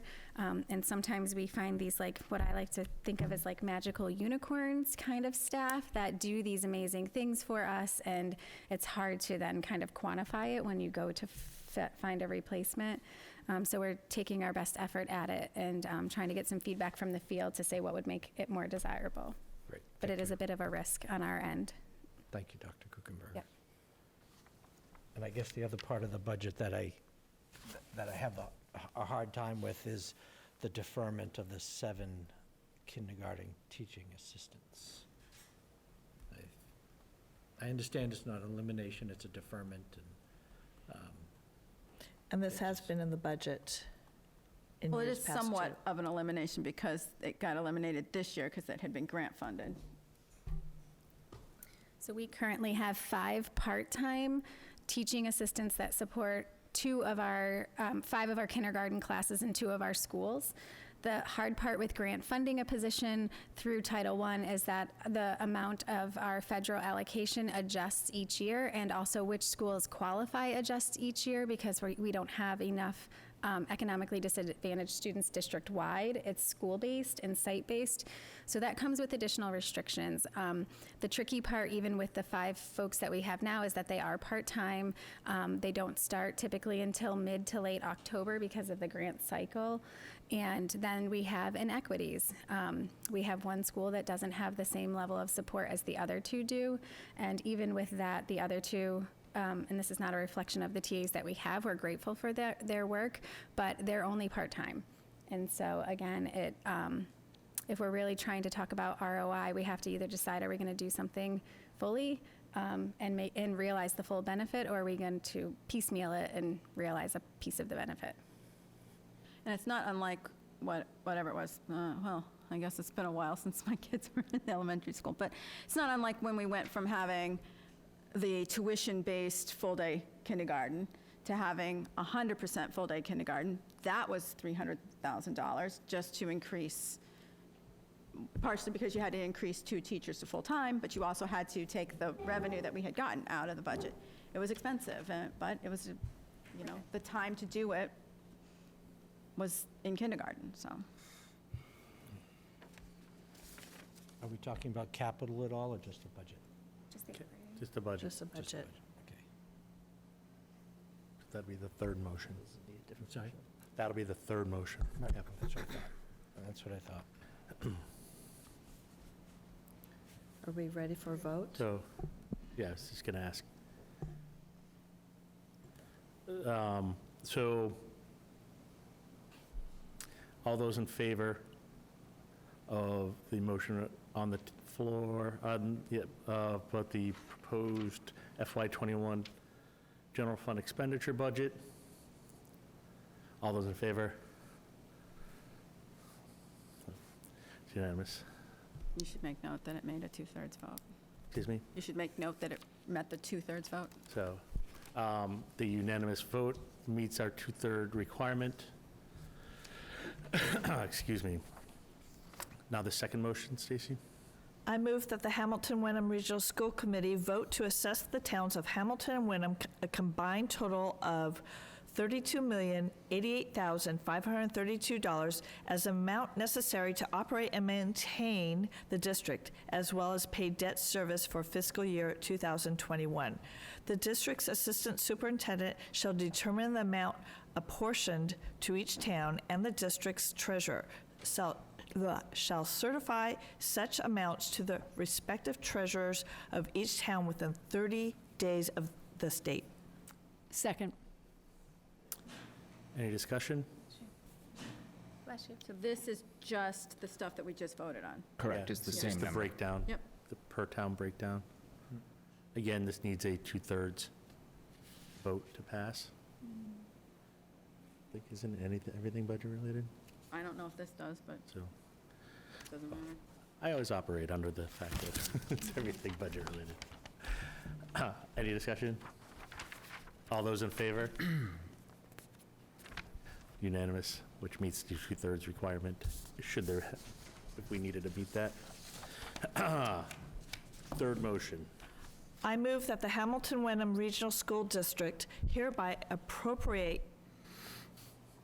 appropriates the amount of $958,000 for the purpose of paying costs of various fiscal year 2021 security and technology infrastructure improvements, elementary facility study, athletic campus improvement, project study update, sidewalk replacement, and classroom furniture. Capital projects within the district as outlined in the district's 10-year capital plan dated February 12, 2020, including the payment of all costs incidental or related thereto. To meet this appropriation, the district is authorized to borrow said amount under a pursuant to Chapter 71, Section 16D of the general laws and the district's agreement as amended or pursuant to any other enabling authority, any premium received upon the sale of any bonds or notes approved by this vote, less any such premium applied to the payment of the cost of issuance of such bonds or notes may be applied to the payment of costs approved by the vote in accordance with Chapter 44, Section 20 of the general laws, thereby reducing the amount of authorized to be borrowed to pay such costs by a like amount. Second. Discussion. I just wanted to take this time to answer a question that came up earlier in the, just reopening up the, excuse me, what's been affectionately known as the turf field project or turf field study. When you do studies like this, not only does scope and need change pretty rapidly, with a municipal project this size, but one thing that was sort of becoming clear was that we might have been in violation of Title IX with the project as it stood. So we wanted to make sure that we were covering all our bases and actually taking care of all our female athletes within the district. And the other major thing that happened since the last time this study was done was we lost our tennis courts, and we are really, or the ability to use our tennis courts that we were using at the at Pingree Park in Wenham, excuse me, and we do run the risk of potentially losing our very successful, very popular tennis program should we not address that need. So those are, just a couple of the issues on why this is sort of coming back up again. I just wanted to make sure that that was clear and put that out there. Because I know it can be frustrating to say, well, didn't we do this? And our needs have changed since we've done it, is really the short answer. And the construction costs are very different than they were 9 years ago. So. And I will say, we have resurrected a group of parents who were committed to this project 10 years ago. And we are committed to it. And we know that this need is great, and we can't forego it any longer. It has to be done now. So we are committed and moving forward. Anything else? I have a couple questions. So the plan is to put this on as a debt exclusion. That's up to the towns whether it's a debt exclusion, but we will be going out for debt for it. If they can handle it in their budget, Okay. they can. But we know that that's not the case, right? Most likely. Okay. All right. I just don't want to speak for them. Yeah, okay. So, all right, so it will require a town meeting vote as well as a ballot vote if it goes that way. Okay. And then we're going to bond it. We've been told in the past that it's not really financially feasible because of the bonding cost. So is there a plan to save this with a bond anticipation note until you collect a number of them, or what's the plan of that? Correct. Winthrop sprinklers are currently in a ban as well. The idea would be to combine both of them and bond both of them together. That would be over $1 million.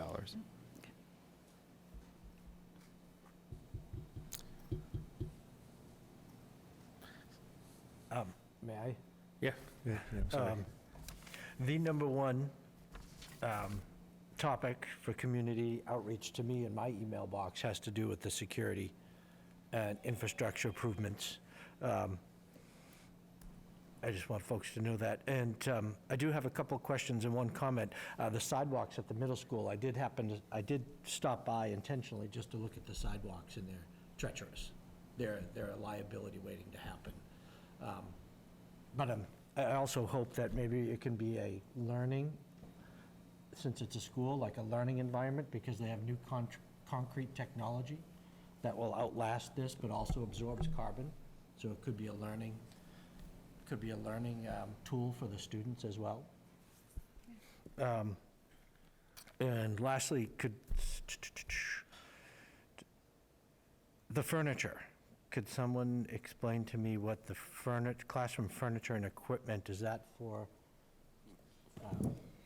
So it allows us to do several things. One, we're trying to enhance some in-district programs that is going to require different furniture in order to make those classrooms more intentionally designed and to amplify the quality of the programs.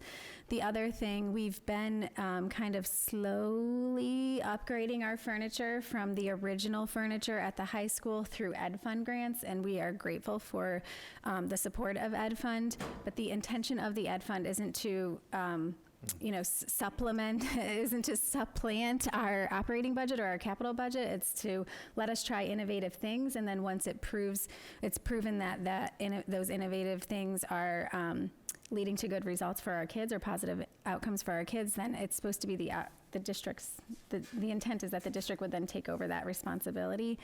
So one of the things we really want to do is be able to create a model classroom at each grade level that has the furniture that we would intentionally put in that room, not what we can scrape up, not what we pulled out of the closet, but let's design a learning environment intentionally to optimize student learning experiences that are aligned with the way we know our students learn best. We have a lot of evidence about this now. There's a lot of research that supports the importance of brain breaks and movement and flexible furniture and how the learning environment actually adds value.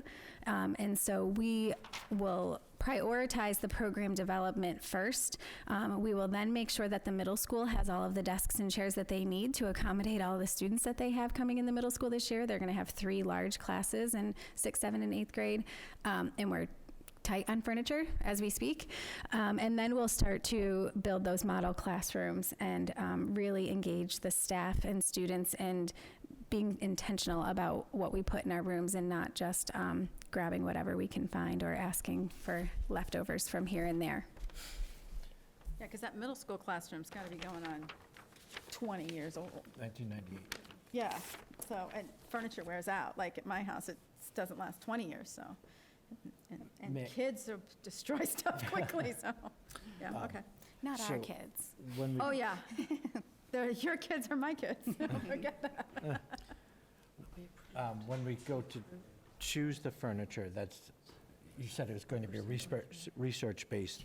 I know you mentioned flexible furniture. Yep. And I'm just paranoid because one of the pictures I saw of the furniture with the triangle-shaped desks that they have at Beverly Middle School, and there's not a teacher there that appreciates those desks.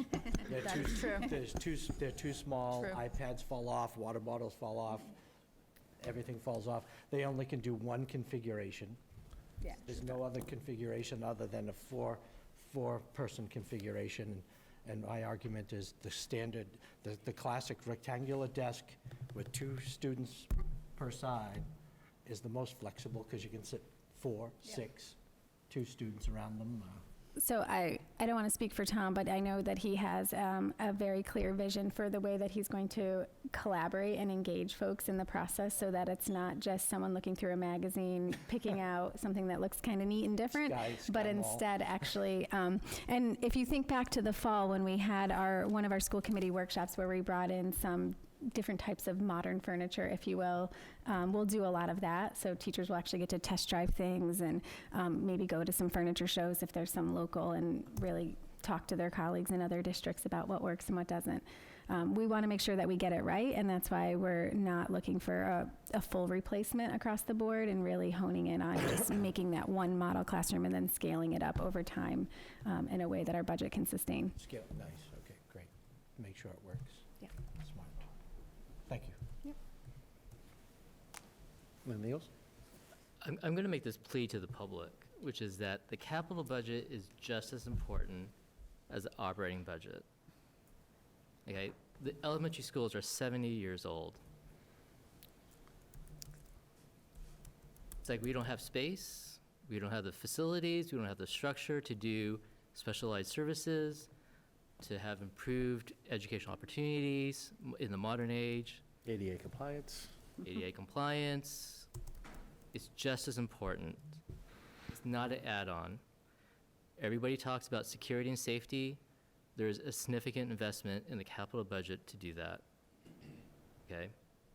Like, if you're gonna vote, vote for it all, because it's all one package. It's not an either-or proposition. I'm making that plea to the public. Well said. Very well said. Well said. All those in favor? That's unanimous. Then finally, Stacy. I move that within 7 days from the date on which this vote is adopted, the secretary is hereby instructed to notify the Board of Selectmen of each of the member towns of the district as to the amount and general purpose of the debt herein authorized as required by the district agreement and by Chapter 71, Section 16D of the general laws. Second. I have a question. Okay. So, is it the secretary who does this, or is it somebody else? I don't remember it being the secretary. I thought it was the treasurer or somebody else. So I never signed that. That was the wording from the last vote for the Winthrop sprinkler project. So I signed the bond. I signed the bond as the secretary. But I did signed not for sign Winthrop something to the Sprinkler last year. Yeah. So that, I just was not sure if it's the treasurer, the secretary, who does that. So I was just questioning that. And- That's the only question I have. And is it the secretary of this board, or is it the secretary secretary of the district? Because It's those the two people are secretary of different. this board board. because I signed last year because I was secretary as well. But I believe it's the treasurer who actually delivers it. Okay, so that's where I was like,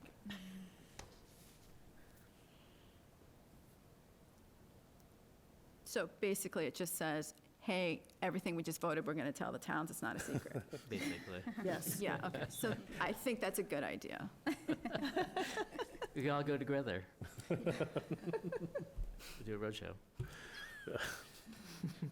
Print the T-shirts. Vote for the budget. Both capital and operating.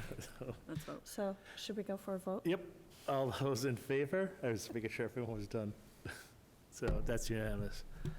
I just want to thank everyone at the table. I know this is only the completion of one step in the process.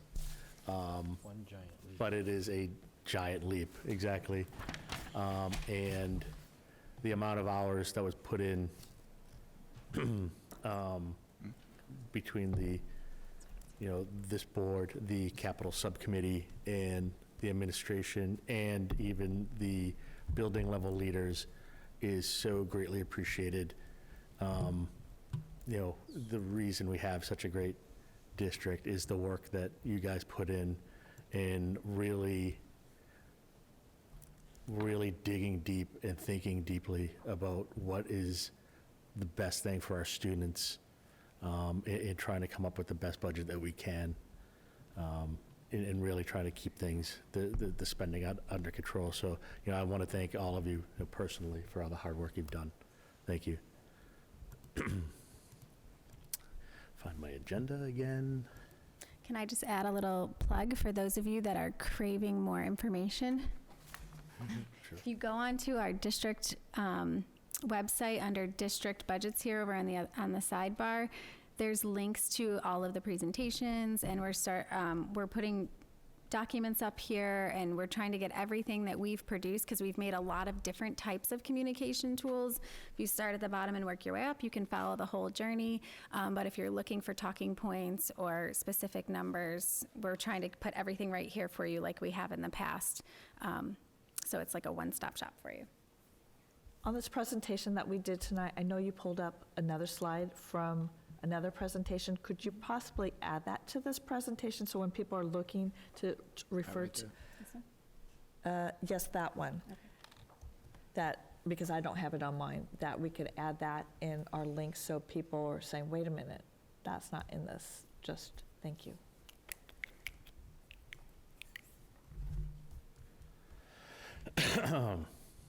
Okay, up next on the agenda is approving the FY21 annual report and FY21 budget book. Excuse me. I know I have this on my to-do list. Yes. So what was there for us to read looked like it was last year's book. It is. It shouldn't be. Let's There check was it a lot of stuff Like, that what was all of the yellow highlighted the stuff? stuff that needs to That be looked replaced. old. That needs to be updated. Everything that is highlighted in yellow, Yeah. and it should have said that in your email that you got, is stuff that we still need to update. But rather than going through and updating it before we had the final decisions, because some decisions were just made in subcommittee last night and then needed to be voted by all of you tonight, our goal after tonight, so we want you to look at the layout and see some of the changes. So some of the things we are trying to do, you'll even see some comments that we have to each other in here, because we're that transparent. But some of the things that we have done this year is try to make it more readable so that it's not just all written narrative, but the principals have worked really hard. This is all kind of the normal front material stuff. But as you get to the schools, we've done two things. One, we made it a Google Doc so that it's easier to navigate. And if you're on Google, you can pop out the outline right here. If you really just care about Bucher, or I should say, if you're most interested in Bucher, you can go right here and look at the Bucher school. And you'll notice that we've added enrollment numbers, because that's a question people are always asking about enrollment and decline. So we did it right here, school by school. It was always in the back, but we've just tried to present it in a different way. Some photos of the awesome things that are happening in our schools, and really starting to communicate that return on investment. Not everything is about dollars and cents. We have a lot of quantitative evidence about the good work that's happening in our schools. And then also highlighting what this budget allows us to do. So we want to acknowledge that, yes, we have reduced some things, we've deferred some things, but this budget does a lot for our kids, and we want you to focus on that and find that thing that's in this budget that you can come out and support and vote for at town meeting, and then also at the ballot. So we do still have work to do. The intent tonight is for you to say, yes, we like the direction you're going. Our hope is to have it finalized and published on the website. We will do some printed versions of it, but limiting that this year rather than giving everybody the book that's kind of out to date pretty much as soon as you set it. Then any updates we need to make will be able to be due in live time, and if you have the link, you'll have access to the latest, greatest version of it if any information changes. But now that we have your support with this budget, thank you for that, we can go back in, and anything in yellow is old news. So then my question was not about this, but my question was, what did we submit to the town to put in their town report? So we haven't submitted our version for their annual report yet. I still am waiting to give them, they have kind of like Wenham specifically has like 5 or 7 questions that they asked us, and just asked for like 5 or 7 pictures at the bottom. So once we finalize this, we'll extract that essential information to be put into their template that they have. Because ours is much more I'm comprehensive. just thinking their books are probably already at the printer. So, I don't know. Nobody yelled at me, so I hope not. I very much like the way this is presented. I read through it, and I learned a lot about the district, just the way it was presented. It's like a bug. And this is actually, this book is actually printed up every year. We just have not looked at it ahead of time or approved it, so to know about this. Right. Just, this is something new for all of us to be able to see ahead of time. So, I mean, it's new, and it's vastly expanded in anything we've had before, because, I know Janelle texted me. I don't. There's a fruit fly. More than one. I hope there's more than one, or I'm just losing my mind. Need that machine that clean. You know, the you know, message from the chair, and all this stuff was so abbreviated last year, excuse me, that, you know, things were not laid out quite as in-depth, and I mean, this is actually fantastic. So cool. So, and then I know that these are due to the towns very soon, because they're like, they couldn't go to print before we had our information to put in, so it would be kind of, but I do know, because this is on my short list of things to update. The annual report reports on what happened in the last year. So everything that should be written about for the annual report happened by December 31st. Yeah, but the stuff for this year's. Goes in next year's annual report. No, but like the message from the chair and everything goes into the report for town meeting. Correct, but that is not what I'm asking about. There is a book that's delivered to your house by the Boy Scouts that's about this thick, and it has a cardboardish, no, it's not Wenham, cardboard, that for is. Wenham, and that covers December to December.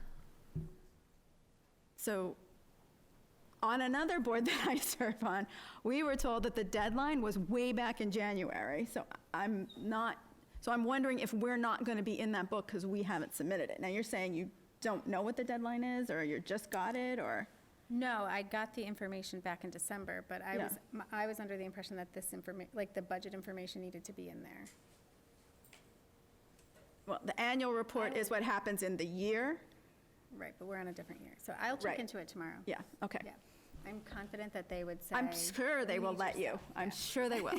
But I'm just like, I don't, but we're supposed to approve that, and now I'm concerned that we're not going to be able to do that by the deadline.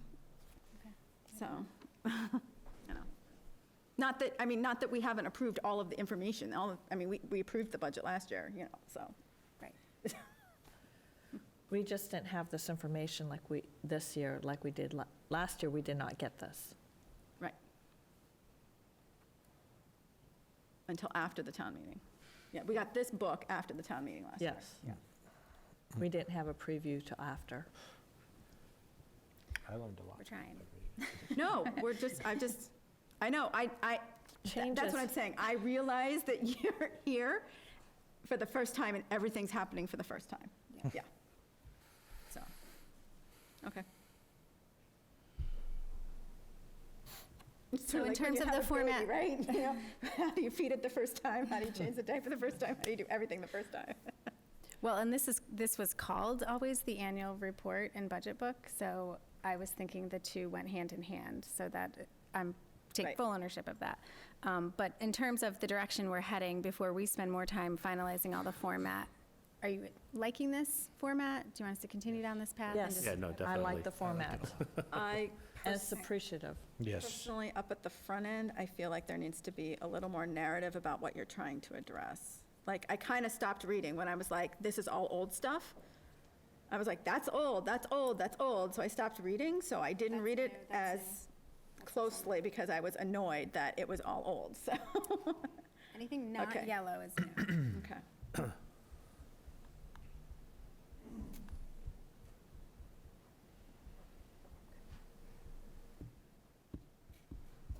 So do we need a formal vote on this? Or does it say formative assessment? I can't hear what you said. So I'm wondering if we need a formal vote on approving this, or? So are you ready for a motion for the annual report and budget book? I guess that answers that. Yes.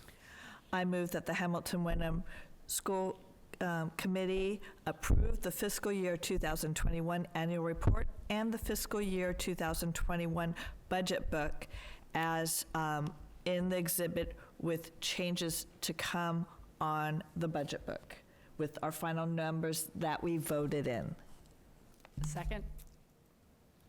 So I'm going to tell you right now, I'm voting no. I would I know never it. I know vote exactly to why you're approve voting no, something too. that I haven't seen. So, So- Particularly something that's going to be published for all time and memorial. Do we have the annual report in here? Is that, because that's previous, right? Not now. So I believe, and correct me if I'm wrong, Dr. K, that this has always sort of been called the two, and they're not, this isn't separated out into two entities, correct?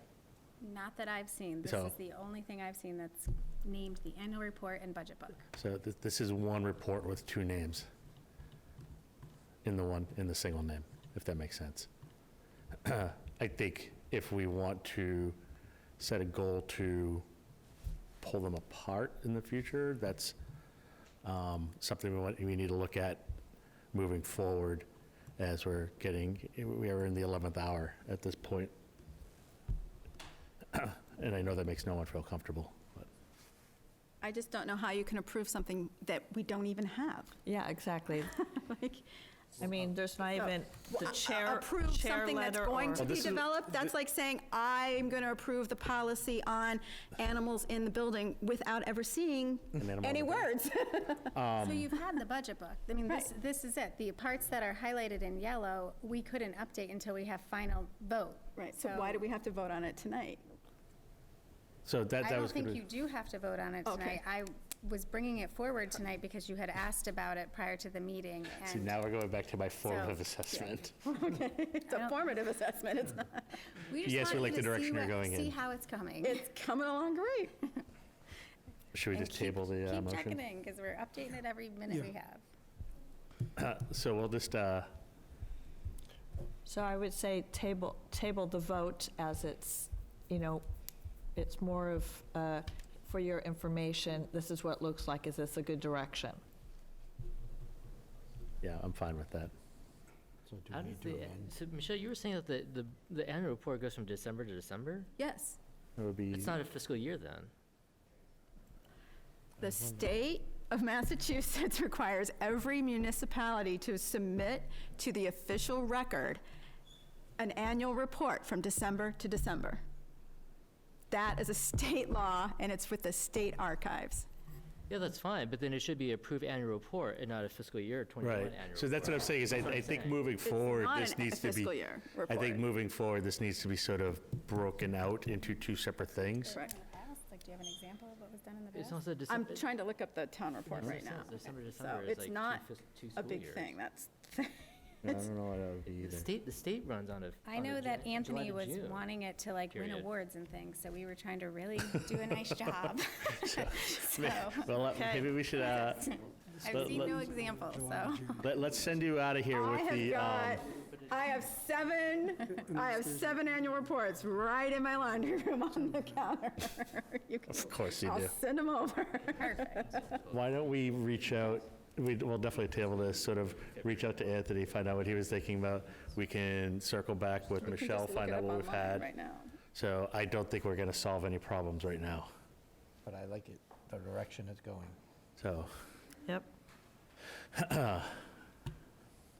I think we leave this in, we like this direction, but then move to clarify.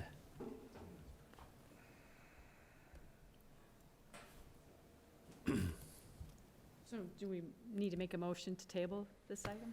Is that what we're talking about? Oh, or- there's a motion, is there a motion already? We haven't, There was a motion and it was seconded, so we can vote no, or we can vote to amend, or we can vote to table. I vote to table Yeah. the Sec- motion. Second. so, all those in favor of tabling, right, so. I love when we get into circles like that. All right, next up is discussing the get out to vote strategy for FY '21. Can we deputize everybody here? Yes. I definitely think that it is key that, One person in this audience has access to some signs. so. Good. If it's okay with everyone, could you give me the charge to reach out to the Council on Aging groups as well as the Ed Fund and other civic groups in town that could host Dr. Kuchenberger at an informational session? That'd be fantastic. Okay. Thank you.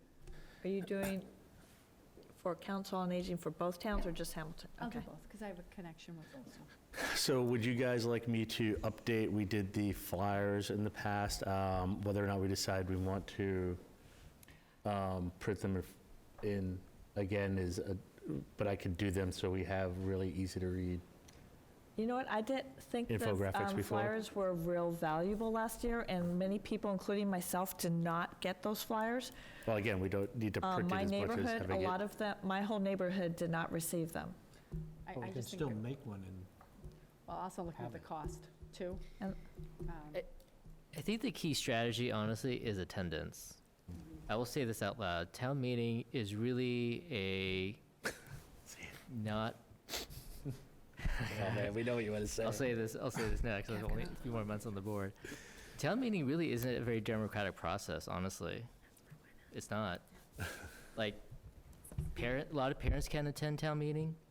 A lot of people who have obligations can't attend town meeting. I'll tell you right now, my wife can't attend town meeting because we have 2 kids, and there's a school event happening on the April 4th. I don't know what other sports events are happening, but it's really not an empowering process, honestly. But I think ultimately what we need to do is get people to attend town meeting. That's the first thing. We need to figure out how to do that with all of our, other groups who also need their vote, right? Then we need to figure out what our message is. Again, we are putting forth a $31.6 million budget that supports 1,800 students with 307 professional educators. It may not be ideal, plus a 989 or a 980 whatever, $58,000 capital budget request. that contains no excess on either. Right. So the good news is that parents are becoming aware of this need to be there, and several people have reached out to the sports leagues and Great, good. put the nix on having games that day. And I know that Dr. Kuchenberger is working on babysitting available. In the past, it's been run by the National Honor Society. And she's not organizing it, she's not actually doing the sitting, but she's asking an employee to do it. Yeah. It'll be way more fun than sitting at the town meeting. meeting. But it's at the rec department, and it's really for elementary school kids, but it's, it's a fun time for them and their parents, but it all comes down to who is in that room. And if there are not enough people in the room to vote yes, then the vote will be no. And in the past, parents have been very absent from town meeting. And, that's just what I'm going to say. And particularly, there's a particular preschool in town that is having a fundraiser that night. And there's a particular elementary school that is having a fundraiser the night before. So if they could get out the word to parents to come to their town meetings, that would be great. So that was my question. How do we get folks to turn out? What's our strategy to increase turnout? I think we need to look to our, what our sort of peer groups, whatever they may be, sports. I think anyone who has any relation to or is a liaison with friends groups needs to be really drilling them with the dates on when things need to be happening. Excuse me. Can I just, excuse me, I don't Yep. mean to interrupt, but, and anyone in the audience that has any groups that they'd like Dr. Kuchenberger to speak at, please email one of us, and we'll schedule that, too. You can also participate, too. Right, I was just going to say, Remember, this is our right. budget, so I want to obligate us, too. Yeah. I'm more than happy to attend. And us, too. Hamilton side meetings. So one thing, I don't know if we'll get the support printed in the warrants from our select boards and our FinCom boards, but I think it would be a really good idea if we went to their next meetings, requested to talk to them. I know Wenham is meeting next Wednesday during break week, and I'm assuming Hamilton is meeting at some point, and I think it's a lot easier to pass a budget when you have your town officials on your side than it is when you don't. So And I think it was to a detriment, speaking, because we did not attend last year in Wenham, and so we didn't get the support there. And so, yes, I agree that it's really important to attend and, talk about our budget. And Michelle, I want to commend Michelle Bailey for really stirring up on social media to get people to even come to our forum tonight, because this was the biggest audience we've had in many years. We've had nobody show up, where we just sat here twiddling our thumbs. It was the cookies. So What? it's It was the cookies, yeah, it was the That's cookies. the only reason I'm here. So everybody who was here, anybody who's watching, talk to everybody. Well, I think the other, For coming. And the other thank you thing for too, coming. right, if you're here tonight also and you do agree with this budget, to email your town representatives and let them know that you're actually in favor of it, because like us, we are trying to act in the best interest of the town, and it's a lot easier doing that when you're telling us what you're thinking.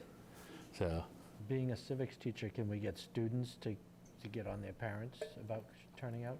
Well, we can not communicate, I would say no. I feel like our students have enough stress in their day-to-day life. This is really a grown-up matter, and we all need to step up and do what's best for our kids. They're working hard every day, just trying to be students. Yep. But if they're 18, they But if can they're come- 18! they can come to town meeting and vote for this budget. I had my 8th graders writing letters to elected officials. Yeah, So, We do have some student reporters here tonight, so. I see that. Taking notes, thank you. all right, good. So in Yes. case anybody doesn't know when town meeting is, it's on April 4th. If you live in Hamilton, it'll start at 9 a.m. If you live in Wenham, it will start at 1. Both towns usually serve some sort of meal prior to that, so Wenham's is really good, though. And Hamilton's town meeting is in the high school auditorium, and Wenham's is Right here. in this building right here. Which is Bucher. right in there. And so this gets a little bit into part of my superintendent's report, but as you know, we have this new group of energized community members, includes students, a parent, district leadership, teachers. It's called HW Goes Green, and we're really trying to look at the way that we're caring for our environment and the different climate issues that are before us. And I'll share a little bit more about what's happening on that day. But one of the ideas I pitched to them today was, could we, normally it's the National Honor Society that provides the child care on this day so that parents can be present at the town meeting. But the Environmental Club is really passionate about this HW Goes Green initiative and wanting to really educate the community. So we talked about potentially partnering up with National Honor Society today, so that it's the Environmental Club and National Honor Society, and maybe it could be, maybe town meeting could be one of our first community-wide zero waste event, was an idea from our director of facilities. But also the students could design some interactive activities for the kids, so they're learning about the environment and they're getting to interact with high school students in a really positive way that really affects their future. So we're excited about what they'll come up with in terms of ideas. That was just something we brainstormed today, but it'll be, I think, the best childcare ever. And the environmental club can look into the carbon absorbing concrete. Yes, absolutely. Okay, are we comfortable? So, It's Well, not the we're- be-all, I don't end-all. think we really came up with the strategy, but I will say, that that at the next capital finance planning subcommittee, we will be talking about messaging plus strategy. So I know we were kind of like no on the postcard, and you're like, well, there's usually a handout at the town meeting because people don't bring their iPads and they can't access this internet. So there should be something that's handed out. Yeah, no, I that's agree. a short narrative. Yep. Yeah. I totally agree. Yeah. Yep. But in the meantime, the next meeting, we'll get to the update, but we'll solicit ideas from everybody, so, for sure. Gene, is that next meeting scheduled already? Yes. Do you know what it is? March 3rd? Yeah. March it's 3rd. It's on the agenda. Oh, March 3. And that's when you'll be talking about strategy and messaging. Yes. Yep. I can be a member of the public. You can be a member of the public, yes. Yep. Oh, we're getting all kinds of things done all over the place on this agenda. And the public can be members of the public. Yes. Public can come too, yeah. Will there be cookies? All right, Right here. up next. Are they gluten-free? I thought those were tissues.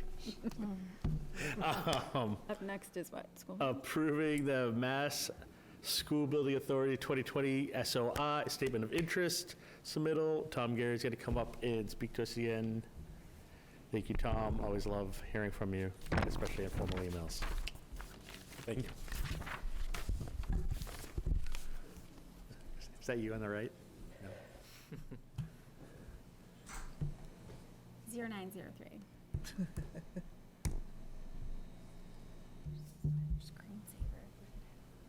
Yeah, that's a little inappropriate for school committee. Okay. Thank you for inviting me to speak to this subject tonight. On the agenda, it's listed as approval of the statement of interest, but what I am looking for tonight is your approval to move forward with a strategy for the 2020 submittal period. So I start off with this slide because over the years since 2004, MSBA has paid out $14.2 billion in school construction statewide. So you wonder, do they have a money printing machine? Where does all that money come from? It's basically 1 penny of the 6.25% on the sales tax, right? So 1 penny towards every dollar spent goes into the MSBA fund. Fun fact. Hamilton and Wenham has partnered through various projects throughout the years, such as HVAC improvements at Cutler, partial roof replacement in the original section of the Cutler, window, door, and boiler replacement at the Winthrop, and boiler replacement at the Bucher School as well. You can see the various reimbursement percentage rates where it hovers around the 40% plus mark. I will caution as we get into this phase not to overpromise on the percentage of the reimbursement from the MSBA. Just because we got 44% in 1 year doesn't mean that we're guaranteed 44% towards another project. So I say that as a cautionary measure to the school committee, where some towns have overpromised their percentage rate and have it come back as a lower amount, and it's a really tough message to get across to the taxpayers when you tell them that they're going to have to pay more for a project. So I just say that as a cautionary tale. Last year, we submitted for the Cutler Elementary and the Winthrop Elementary School. Unfortunately, we were not invited into a project. Out of the 61 statement of interest that were submitted statewide, only 11 were invited. 5 of those being elementary schools, 1 being there was 1 middle school and 5 high schools. And typically you'll find that high schools are much more expensive to construct. They usually house a lot more people, so it's usually a bigger footprint. So 11 projects were moved forward into the eligibility period. So what I'm recommending tonight is to submit a statement of interest for all 3 of our elementary schools. Earlier, we talked about handicap accessibility in this building, right? That's going to be a large expense down the road. It's going to be a large expense to upgrade all of the HVAC, all the electrical infrastructure, and basically the last major renovation of the building was 1989. And as you can see for the Bucher, the original construction date was 1953. Our buildings are coming upon the end of life for major systems. I think it's the most responsible thing to do is to include Bucher in a statement of interest. In addition to that is to reapply for the Cutler and Winthrop schools. All of our buildings are 60-plus years old, as you can see, and I think it's time for us to really address our elementary schools. April 8th is the submission deadline, and there's a lot of tasks that are associated with that work. Since I came on board, I've reviewed the SOIs. I've put it into a document that can be edited, and we're refining as we go, and I discover new things. Another important point to bring up is because our buildings were built in the 1950s, education looked really different at that time. We have different programming now, which is why we're moving the educational planning into our capital budget. So we have to be able to program our buildings to meet our current student needs. So that work will be included in the revised statement of interest that I plan on bringing to you in March. So what I'm looking for tonight is for the school committee to make a motion and vote for our strategy to include all 3 elementary schools. We do have to define one priority school at the time of submission, and that will be presented to you on March 18th, is the full statement of interest package. So I'm looking for your support to move forward with the strategy of applying for our 3 elementary schools. So, because well, I work in a district where this is currently a nightmare, and we live next door to Ipswich where they totally lost their money. What would be the plan with, like, what would be the process of deciding, like, are we going to replace all 3 buildings? Are you proposing that we combine them? If we're going to combine them, how is it going to happen? And where's it going to be? And blah, blah, blah. Like, because that gets super, super, super contentious and ugly. Yes. So when we don't make that decision during the statement of interest period, we make that decision when we're invited into a program, and then we enter in a feasibility study after we're invited into the eligibility period, which looks at all of the options and how our educational plan fits into those options, if that makes sense. So we don't go in with a plan of, yep, we want to combine all 3 schools into one mega school, and that's what we're applying for. Is we apply based on need for our school buildings, right?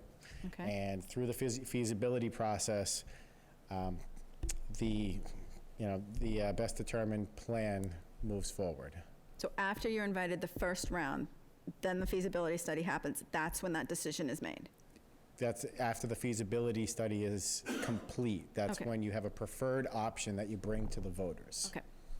And prior to that, what you see in this capital budget is the educational plan component, which then feeds into the SOI process. And that's us really gauging our community, what's the will of the community. It's, sounds easy to say, yeah, let's be more efficient and effective and have one elementary school. But what we need to determine is, will this community support that? The other thing we really need to look at, Tom mentioned the age of the schools and the way that education has changed. Right now, we have, in most of our elementary schools, really large, beautiful classrooms, but what we lack is small breakout spaces or large gross motor spaces that would allow us to, amplify our programming and keep more kids in district as well. So that education plan that's in the capital budget is essential to this process and will actually make our statement of interest more viable.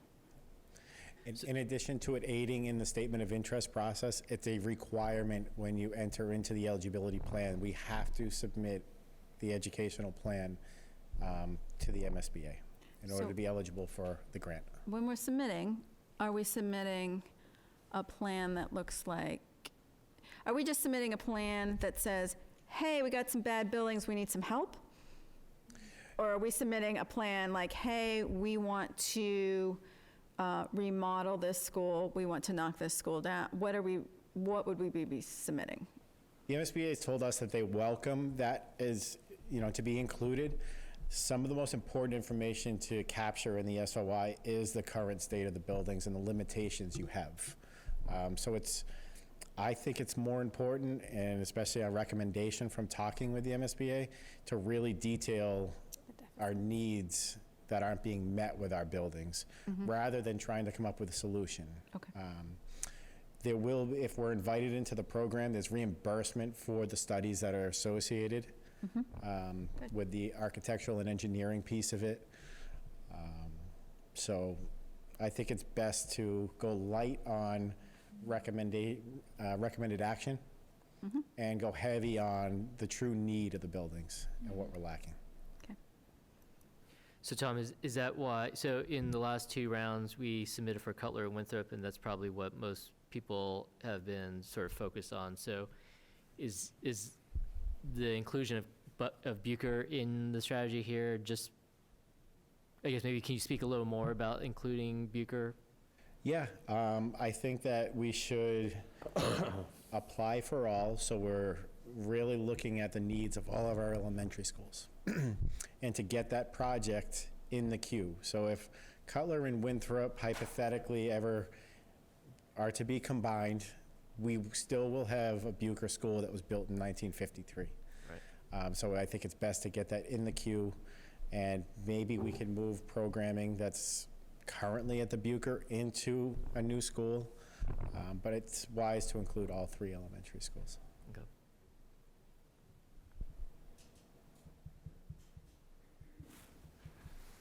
And so we're requesting tonight a motion to vote approval of this strategy so that Tom can go forward and work with principals and other educators to enhance the previous SOIs, but then add Bucher to it as well. Yeah, we just need to be really careful with this messaging, that we're not saying we're going to combine 3 schools, we're not saying we're closing these 3 schools, we are just going to analyze what are the needs at these 3 schools, and an ultimate decision is like so far away. That's correct. Yeah. That's correct. It is applying for 3 separate projects. Yeah. So each SOI is a separate project. Yep. So it's also important to know that, you know, Cutler, will be its 3rd go-around. This will be the 2nd year for Winthrop, and this will be the 1st for Bucher. Each year, the first year we went into Cutler, we actually were interviewed to possibly make it into the first phase. Obviously, we did not get picked for that. The feedback we got was the following year to include Winthrop, and then now the following, the follow-up from last year in getting, not making it to the program was to then include Bucher as well. I think that it's also important to note that we did discuss earlier about the potential of, in our capital override, the large-scale survey and study that we want to do on our elementary schools, that this would sort of go hand in hand, or those, that would really just enhance future reiterations of this statement of interest. It's important to say again that if we got picked this year, it would be wonderful, but it's also very unlikely, right? That this is a long process, and then even if we were to be chosen, the process itself would still take probably about 8 or 10 years before you saw a new school. So, that's really key, and as we say, we're looking at the Gale study again. Needs change every year needs are changing, but by the time sort of something gets moving with any sort of municipality, it's almost outdated by the time you're even beginning the process. So the sooner we can get going and the more broad we can be in our ask, the better chance we stand of actually landing a potential project to try and alleviate some of this. So when and if we vote on this tonight, if it's approved, I would highly recommend there be some conversations with some people at the town halls, because I think this is going to be a surprise. Okay. Even just to say, hey, we're going to be doing some studies. Just want you to know. Because they ultimately are the owners of these buildings, and they should be involved in that process. So that's my opinion. Can I just ask, in past SOIs, have they been involved? Was Hamilton involved? Well, he went on the tour. Joe went on the tour. He wasn't invited, but he knew when to show up. We submitted our last SOIs, we did. Well, Joe wasn't hired when we got chosen. It was only Hamilton because we didn't have Bucher, so Wenham wasn't involved. Yeah. I'm just So- saying, telling you, that is going to be an issue. No matter what happens, it's going to be an issue. We have no problem Yeah. informing them, Yeah. but No, I know you wouldn't. I just wanted to must- be sure that, yeah. I wasn't insinuating that you were saying that. This is really getting us, this is applying for a future project. The likelihood of all three being approved in the same year is very low. And It's just because we're bundling them, there's an appearance that we're going to move on three all at once, and Right. that can be scary for people. Yep. Yeah. But we do have to, as part of this whole process, we do have to identify one priority school out of the three to concentrate efforts on. Maybe the one that has the floors on the walls and the walls on the floor. A ramp going through the middle of A ramp going through a middle Applying of for this? classroom, yeah. There's no additional costs, only the time of the people creating the application. Was it seconded? Was it a motion made? What? No motion was made. I move that the Hamilton Wenham Regional School Committee vote to have the administration's strategy to prepare the statement of interest for the Bucher, Cutler, and Winthrop schools under the MSBA core program, or SOI. Second? Any further discussion? I just want to note that Bucher, Cutler, and Winthrop is in alphabetical order. It's not in any order that... It's alphabetical. Right. So, like, why would we replace a Bucher all of a sudden? Just alphabetical. All those in favor? That's 7. All right. So, great. Thank you, Tom. Yep. Thank you, Tom. Thanks. Thank you, sir. And appreciate all your work in researching how to better prepare us for the statement of interest. My pleasure. All right. Superintendent's report, even though you'd already touched on some of it. Yeah, I'll just share briefly a couple of updates. So as I was mentioning earlier with the Hamilton Wenham Goes Green committee, one of the things that I love about this committee is that the students are really keeping us on pace for doing some actionable things and not getting caught in the bureaucracy of public schools, which can often happen. And I told you last time that at our second meeting, they were like, it's already our second meeting and we haven't even done anything yet. Like, when are we going to get to work? And these meetings are like 50 minutes long, mind you, when we meet with them. But it usually is full of tons of ideas and a lot of amazing energy. They're really passionate about making a significant difference. And there's several things that they brought to our attention that we've already taken action on.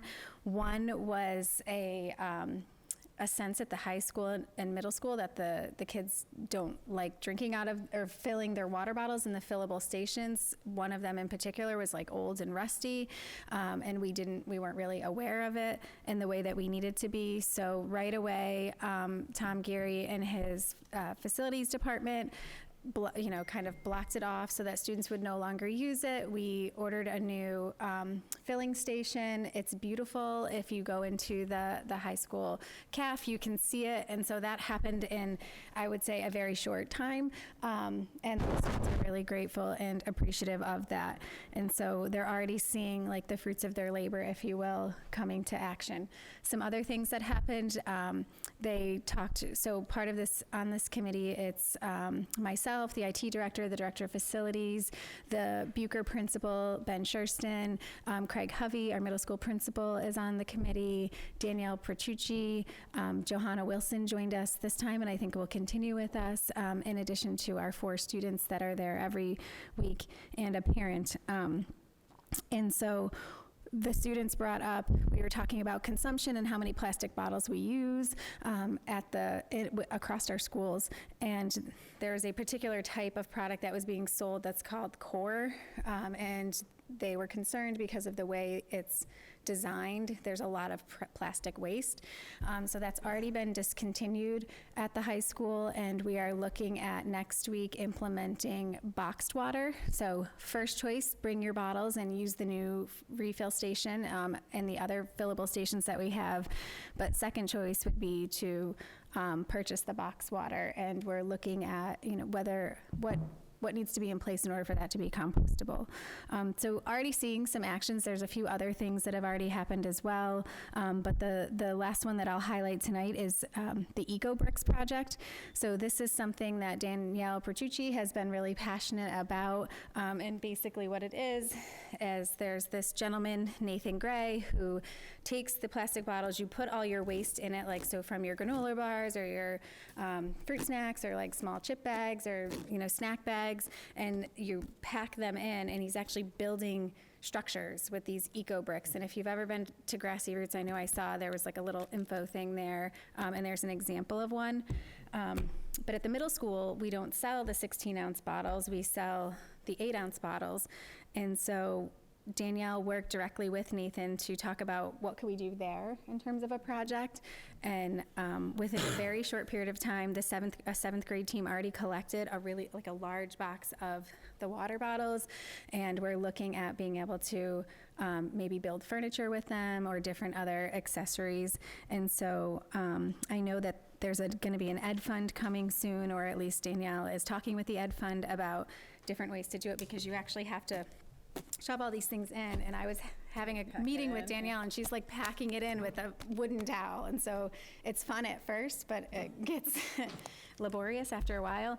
But there's this like high intensity shredder where you can put all the products through, and even some plastics, and it shreds it into like smaller pieces, and then you can just use a funnel and fill them up.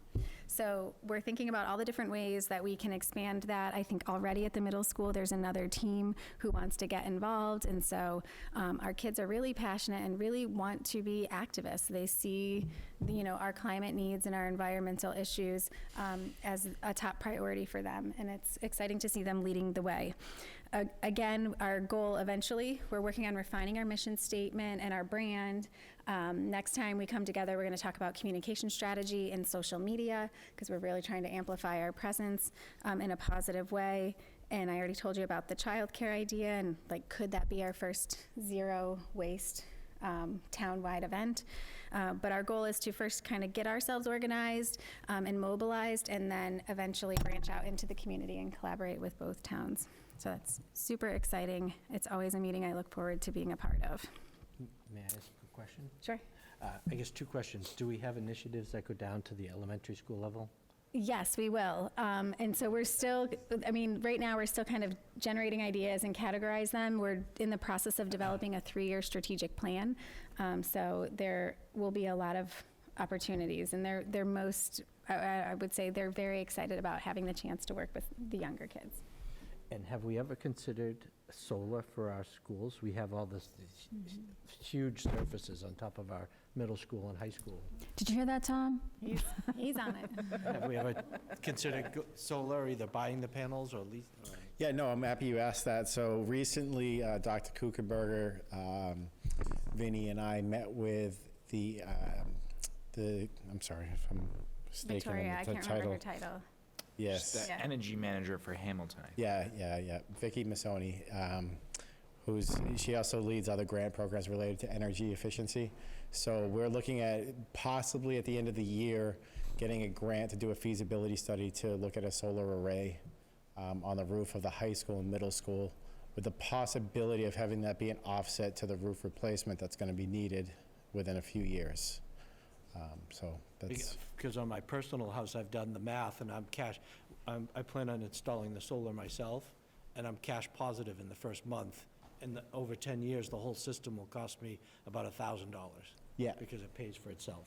Yeah, one of our limitations with that is that we'll need the new roof before we put the solar array on. But we're hoping to, if there's any sort of offset to that project and we can get solar, then that's when be a we would do it. win-win. So that's something we're looking at applying for a grant at the end of this fiscal year.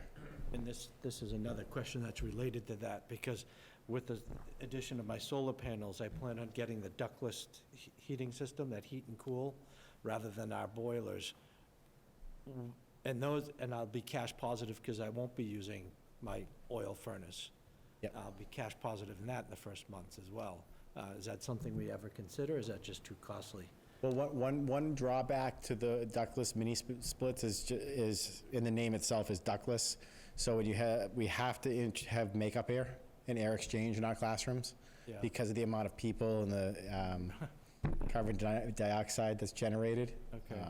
So that's one of we might be able to introduce them into smaller spaces that have a low occupancy. Okay. But we do need that constant air exchange in our rooms with a lot of Because people. churches do it, I mean. What's that? Churches do it. They have a lot of people in churches. Yeah, no, I know. But we can't have our kids falling asleep either when they're drowsy, so we have to make sure that we have that air exchange.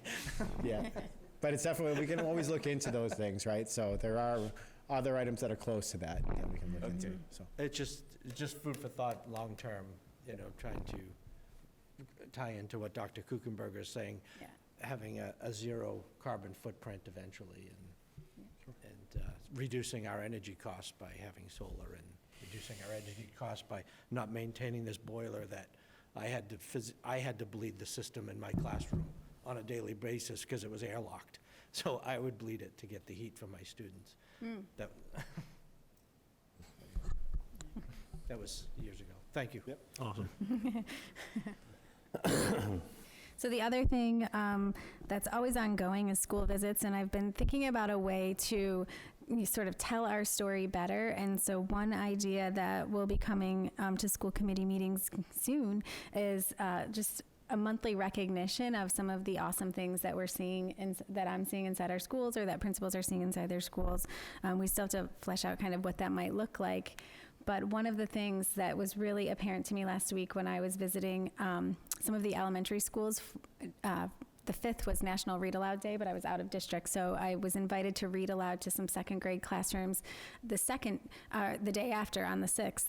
And the day before that, I had been in a 5th grade classroom, and they were working on literary essay, and the way the teacher was helping the students really understand the moves that the writer was making for the reader, and then the way they were talking about it was so impressive. The Bucher principal and I sat there, and we walked out of the classroom, and we were just like, wow, that's 5th grade. It was pretty amazing. And then the next day when I was in 2nd grade, I saw a very similar lesson, of course, appropriately scaffolded for 2nd graders. And from one classroom to the next, you could see the guaranteed viable curriculum. And this says a lot. This is a lot of work for our elementary teachers. They're implementing new writing units of study based on the work from Teachers College and Lucy Calkins' team of writers. And for them to jump in and for it to be able to be seen so consistently across the district really got me excited about the future when kids are starting to grow up through this type of approach to Writers Workshop throughout the grades. I think parents, you'll start to see, if you haven't already, your kids being really excited about Writers Workshop and writing with lots of volume and stamina, and being able to talk really smartly about their work. So just so proud of the teachers who I was able to observe, and thinking about ways to tell those stories better, because they are doing amazing things. And then the last thing, I can't remember if we talked about this at school committee. I feel like I've been talking about the student opportunity plan to anyone who will listen. We did have a CPAC meeting last Friday, which was very well attended.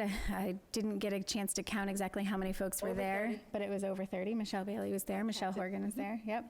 And then, so we talked a bit about it there, and really now that we have a final budget, we can sit down and flesh out the details of that plan. It will be coming to you in March for approval, because it has to be submitted to the Department of Education by April 1st. And this is a 3-year plan that is focused on the student subgroups who are not achieving at the same high levels as their peers, and really looking at what do we need to adopt, what do we need to deepen, what evidence-based programs do we need to continue in order to close those achievement and opportunity gaps, which every district has them. And we've been working on this for I don't know, seems like decades here in the state of Massachusetts. So it's exciting to know that our legislators are starting to put the funding where it needs to be and modernizing the Chapter 70 formula so that schools can have the resources that it takes to educate our kids. And I'm, to your point earlier, Stacy, our legislators have been so supportive. Here on the North Shore, they come a couple times a year and meet with all of the superintendents. We've already had one meeting where we were talking about emotional and mental health of our students, and they were hearing real stories from superintendents about the things that we're seeing and experiencing in our district. And every community is heavily impacted by the changing needs of our society, and it's showing up in our schools, and they're really committed to helping us get the resources we need to better manage that. And so I think it's all ties into this Student Opportunity Act. And although 80% of the funding went to 35 of the districts in the state, there truly is an opportunity for everyone. And we're seeing it here in Hamilton and Wenham. You saw it in just the way we were able to adjust our budget. And some of the investments that we're making in this FY21 budget will really allow us to hone in on those gaps and better serve all students. So just want to keep the word out there. If you see Brad Hill or you see Senator Tarr, thank them for their work, because I know that they've been working really hard to support our schools, and it makes a difference. And that concludes my report. Okay, up next on the agenda is the chair's report. The only thing I really have to report that I haven't already said tonight is that I apologize to everyone at the table. I completely forgot that it was on Google Docs, and I've been annotating the agenda as we go, so sorry about that. I know, I'm like, what's going on? So, yeah, that's me. I completely forgot. Doodling again. Moving on to the, I can see how my brain works. Moving on to the committee reports. Capital Finance Planning, you already said that your next meeting is going to be Tuesday the 3rd. Anything else you'd like to bring up? Nope. That's it. So, short and sweet. Policy Subcommittee meeting. We have a question. So we met Tuesday night? Tuesday night. And, which was yesterday. Yeah, we met yesterday. And so in reviewing the policies that fall in G, which is the personnel policies, we've come across one that has to do with the employment of principals. And it's recommended that the principal's contracts, the compensation, and the benefits / something else, I can't remember, terms, be approved by the school committee. So we haven't had that policy before, so that hasn't been a past practice. So it's recommended by the MASC that we adopt this, and we are seriously considering it. But one of the issues is that it's been discovered that our principals have a vast array of contracts, terms, conditions. So we would like to work with the administration in sort of coming up with like a standard menu of things that we do and things that we don't do. So our question was, is that a policy thing that policy should take on, or is that a negotiations thing that negotiations should take on? Keeping in mind that it is a somewhat urgent matter that needs to kind of be concluded quickly if we can. Can I even ask a more basic question, which is why is MASC recommending that the principal's contracts be approved by the school committee? Not the contracts, but the terms and the benefit package. That is a policy in their policy book, and there's probably, if I looked it up, there's probably a legal reference as to why. Most of the policies are, 95% of them have some kind of legal reference to them. Well, and also think about the MASC, their whole sort of reason for existing is to properly empower the school committee, or perhaps overly empower the school committee. I think it seems to me like an overreach, but if it's in state law, then that's one thing, but if it's not, then I think that's an overreach, frankly. It's in G. GCBB. That's right, GCBB, yeah. GCBB, principles. Well, I know we're charged with policy, Yeah, the legal reference Chapter 7141 and Chapter 7151B. That's right. I think we looked one of those up as something with collective bargaining. I don't remember. Those want to be under a CBA, though. principals' contracts wouldn't be under the CBA. Right, because they're It's individual not contracts. collective, it's an individual contract, right? Yeah. Yeah. Yeah, 7141.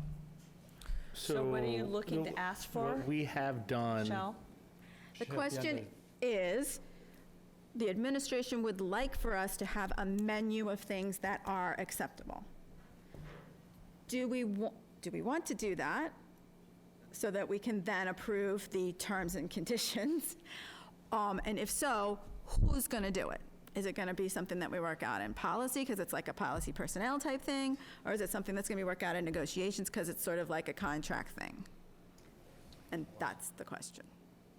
Because while we haven't approved this, it's very likely this policy is going to come to this board to be approved, and when it is approved, it's something we're going to need to do, so. So I If would it's say approved. that Right. my suggestion would be putting it in policy, because if it's something that the policy group's going to be putting forward, that they should review it and make recommendations to bring to the school committee for approval. Because we're, negotiations, it's not a contract, it's a policy, set of guidelines. I don't think it's. Want to know. That's all. I happen to be on both of them. I don't care. I know we just wanna you're know on what the both of school them. I committee don't think it's negotiations is warranted on this. I think it's policy. We don't have a policy now that does this? Okay, well, then I would say it needs to, I still question why we need to do that, but that's not this is not that conversation. Right. I would say that the answer would be that it starts in policy, because you need to have a policy to start it, right? And then depending on what the policy says, if you are negotiating terms and conditions, I would say that would be in negotiations. So I believe our past practice has been that it's been negotiated by, everything's been negotiated by the superintendent or, That's what whoever I would they- say the policy should be, And then, frankly. Not the school committee approved, agreeing to the terms and conditions. but then it's been approved by the school, we've actually approved the hiring. Yeah, we Both? I believe we approved have.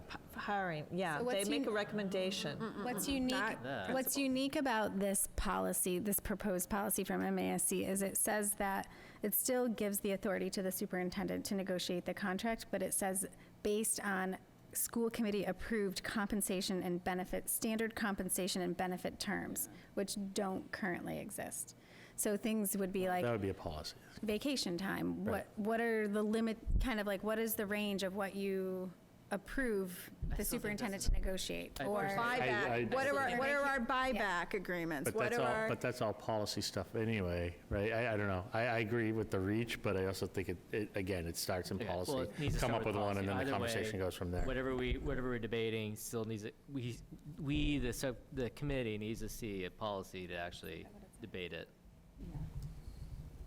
The contract shall be submitted to the school committee for approval on all terms.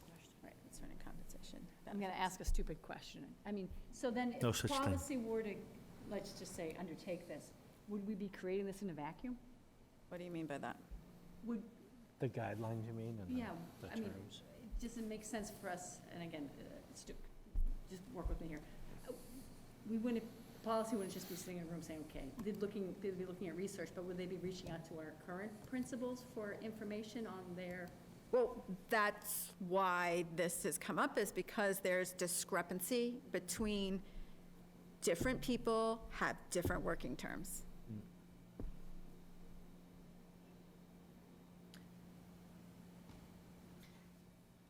That's, they have different, totally different working terms. Yeah, no, I get that point. Yeah. Let me ask you this. We don't have a standard contract, is I guess what Yeah, I'm no, saying. and I get that point. But I guess my question is to Dr. Kuchenberger, do you feel like you need a policy, or do you feel like you need guidance from the school committee in order to establish terms and conditions for the various principals?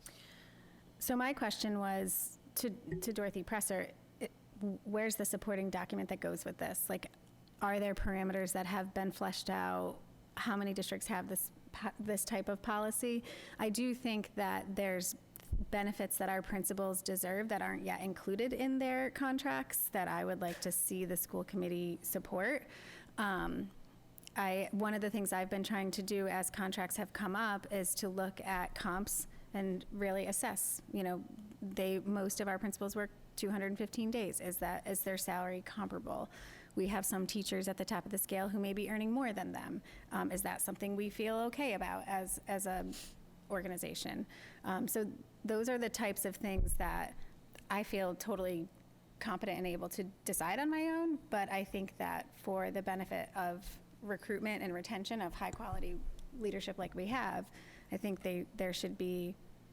you should have some values around that and what you support as a school committee. Plus, if you adopt this policy, I would need that in order to negotiate the contracts. So the thought process that's going on in my head right now is, right, and hear me out to the end because the first is going to sound, is you negotiate a contract and that's the contract, right? In negotiating a contract, I try to get the best principal that I can for the cheapest that I can, to be honest with you.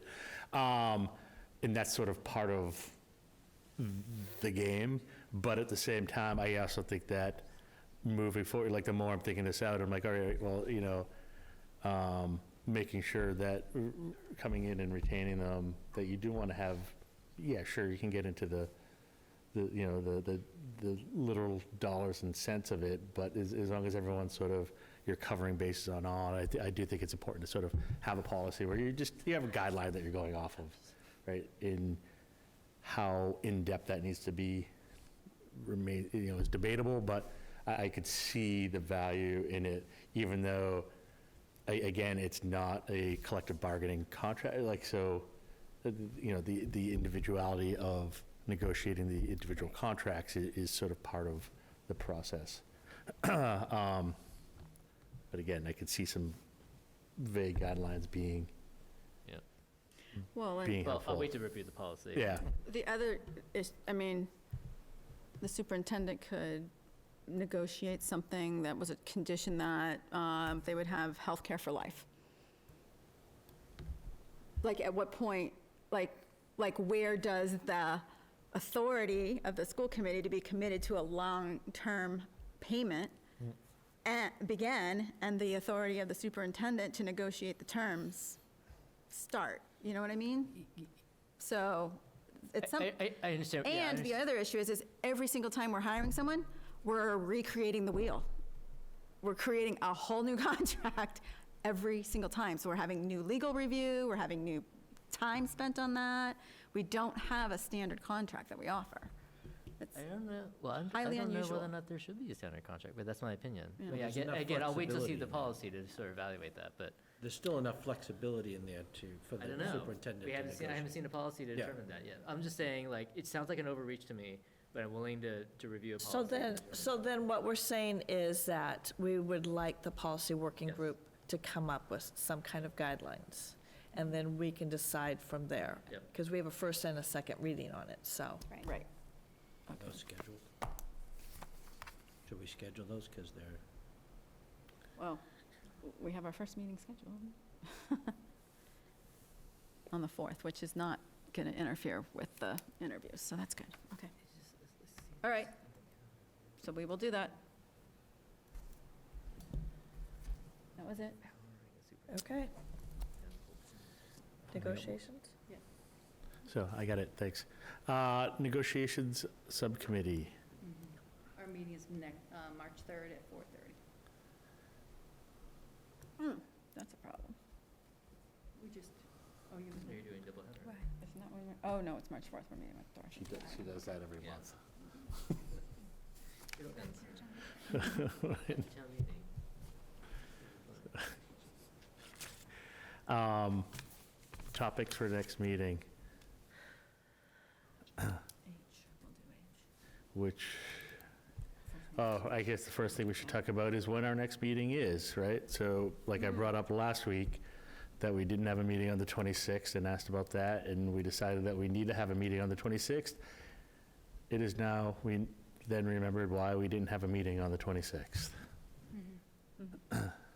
So if it's not, so it's Ash Wednesday, so if it's not an issue for everybody else, that's fine. I would be late, and I will would come appropriately attired for that.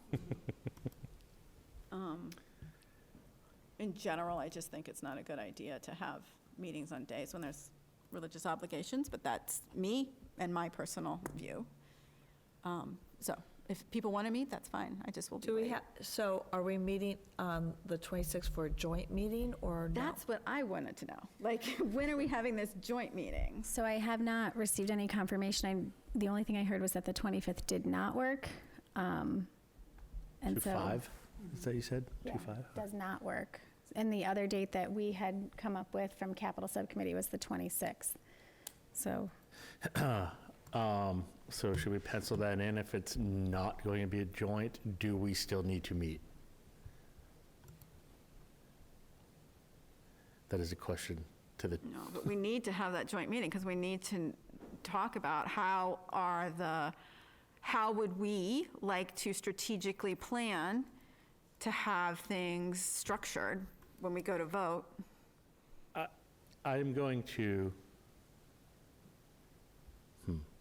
bite my tongue. Because when I'm we gonna bite my didn't do tongue. that last year, it got structured the way other people wanted with no input. I'm going to say then, in response to that,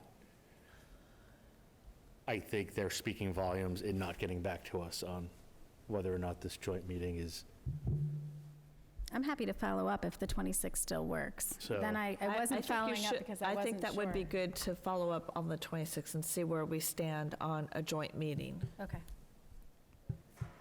Because we meet on March 4th is our next meeting, correct? yes. But we could meet, I mean, if need be, then we could go to one of their meetings on the previous days, if they are meeting then. But it would be super easy if we didn't have to go up north and across the way and like, play telephone tag between people. It's like a lot easier to do it all together. Well, this is where push comes to So- shove on how involved everyone wants to be in working collaboratively, right? And that's sort of the thing I was sort of biting my tongue with a little bit. That, we do hear we want this to be a joint process, then when we try and invite them into the process, it's not always, it has not historically been a collaborative process, and sometimes that gets unfairly put on the school committee. So I do not mind sort of, reaching out to our new town managers and saying, hey, let's really make this a reality and get together and try and make this, right? And I will, Dr. Cooper, if you could follow up also, but I will also personally send out a note. It's not only them. I mean, we want to meet with the boards, and so you don't know if the board chairs are waiting to get information back from their board. I mean, we don't know why they haven't communicated with Right. us. It could be as simple as Nobody they're has, meeting tonight, right? and they're going to make that decision tonight at their meeting, or they're meeting tomorrow night, which is also true. So maybe they're going to make the decision then. You should assume positive intent is that they're trying to work on it and we haven't heard back, Yes. versus they don't want I to think that's the play. case. Yeah. May I ask a couple follow-up questions that didn't get answered? Are we having David still do the brochure, even if we don't mail it? Are we still wanting a place I don't to mind putting one send it? together. No, I don't think we Okay. should do that right now. I think we should think about what we want was to gonna do do. I think our working groups could talk about a strategy and. Yeah, that's my follow-up Yeah. question. Will we have, after the capital finance subcommittee, when they're talking about communication strategies, is that something that we're going to talk about at the next meeting? Yeah. Yep. Yes. So I thought we were on 9A, future topics. Yep. Meeting One of topics? the topics is going to be First reading. communication plan. Okay. I got We're first at- reading of policy H, communication plan. Was there anything else? Yeah, we didn't get to it because there was a big discussion about this contract thing and another upcoming issue which will be, we decided that we are going to work on the religious observation policy at our next 2 meetings so that we can have our first reading on March 20th.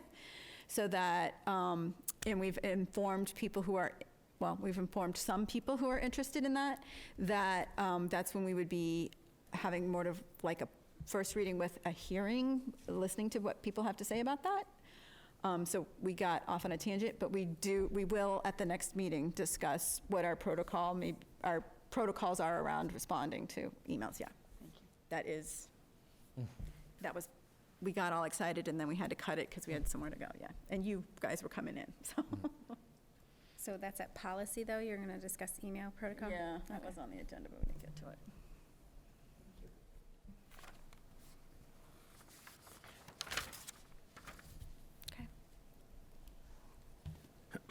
All right, at this point, I want to move to go into executive session to discuss the reputation, character, for reason number 1, to discuss the reputation, character, physical condition, or mental health rather than professional competence of an individual, or to discuss the discipline or dismissal of, or complaints or charges brought against a public officer, employee, staff member, or individual. Michelle Bailey? Yes. Michelle Horgan? Yes. Jean Lee? Yes. Ty? Stacy? Yes. Peter? Yes. And I am a yes. We will not reconvene in open session. So should I read? No, just make sure it gets written in the motion. Right. But then It's not since I clear. don't know what it is, I wanted to make sure I covered everything.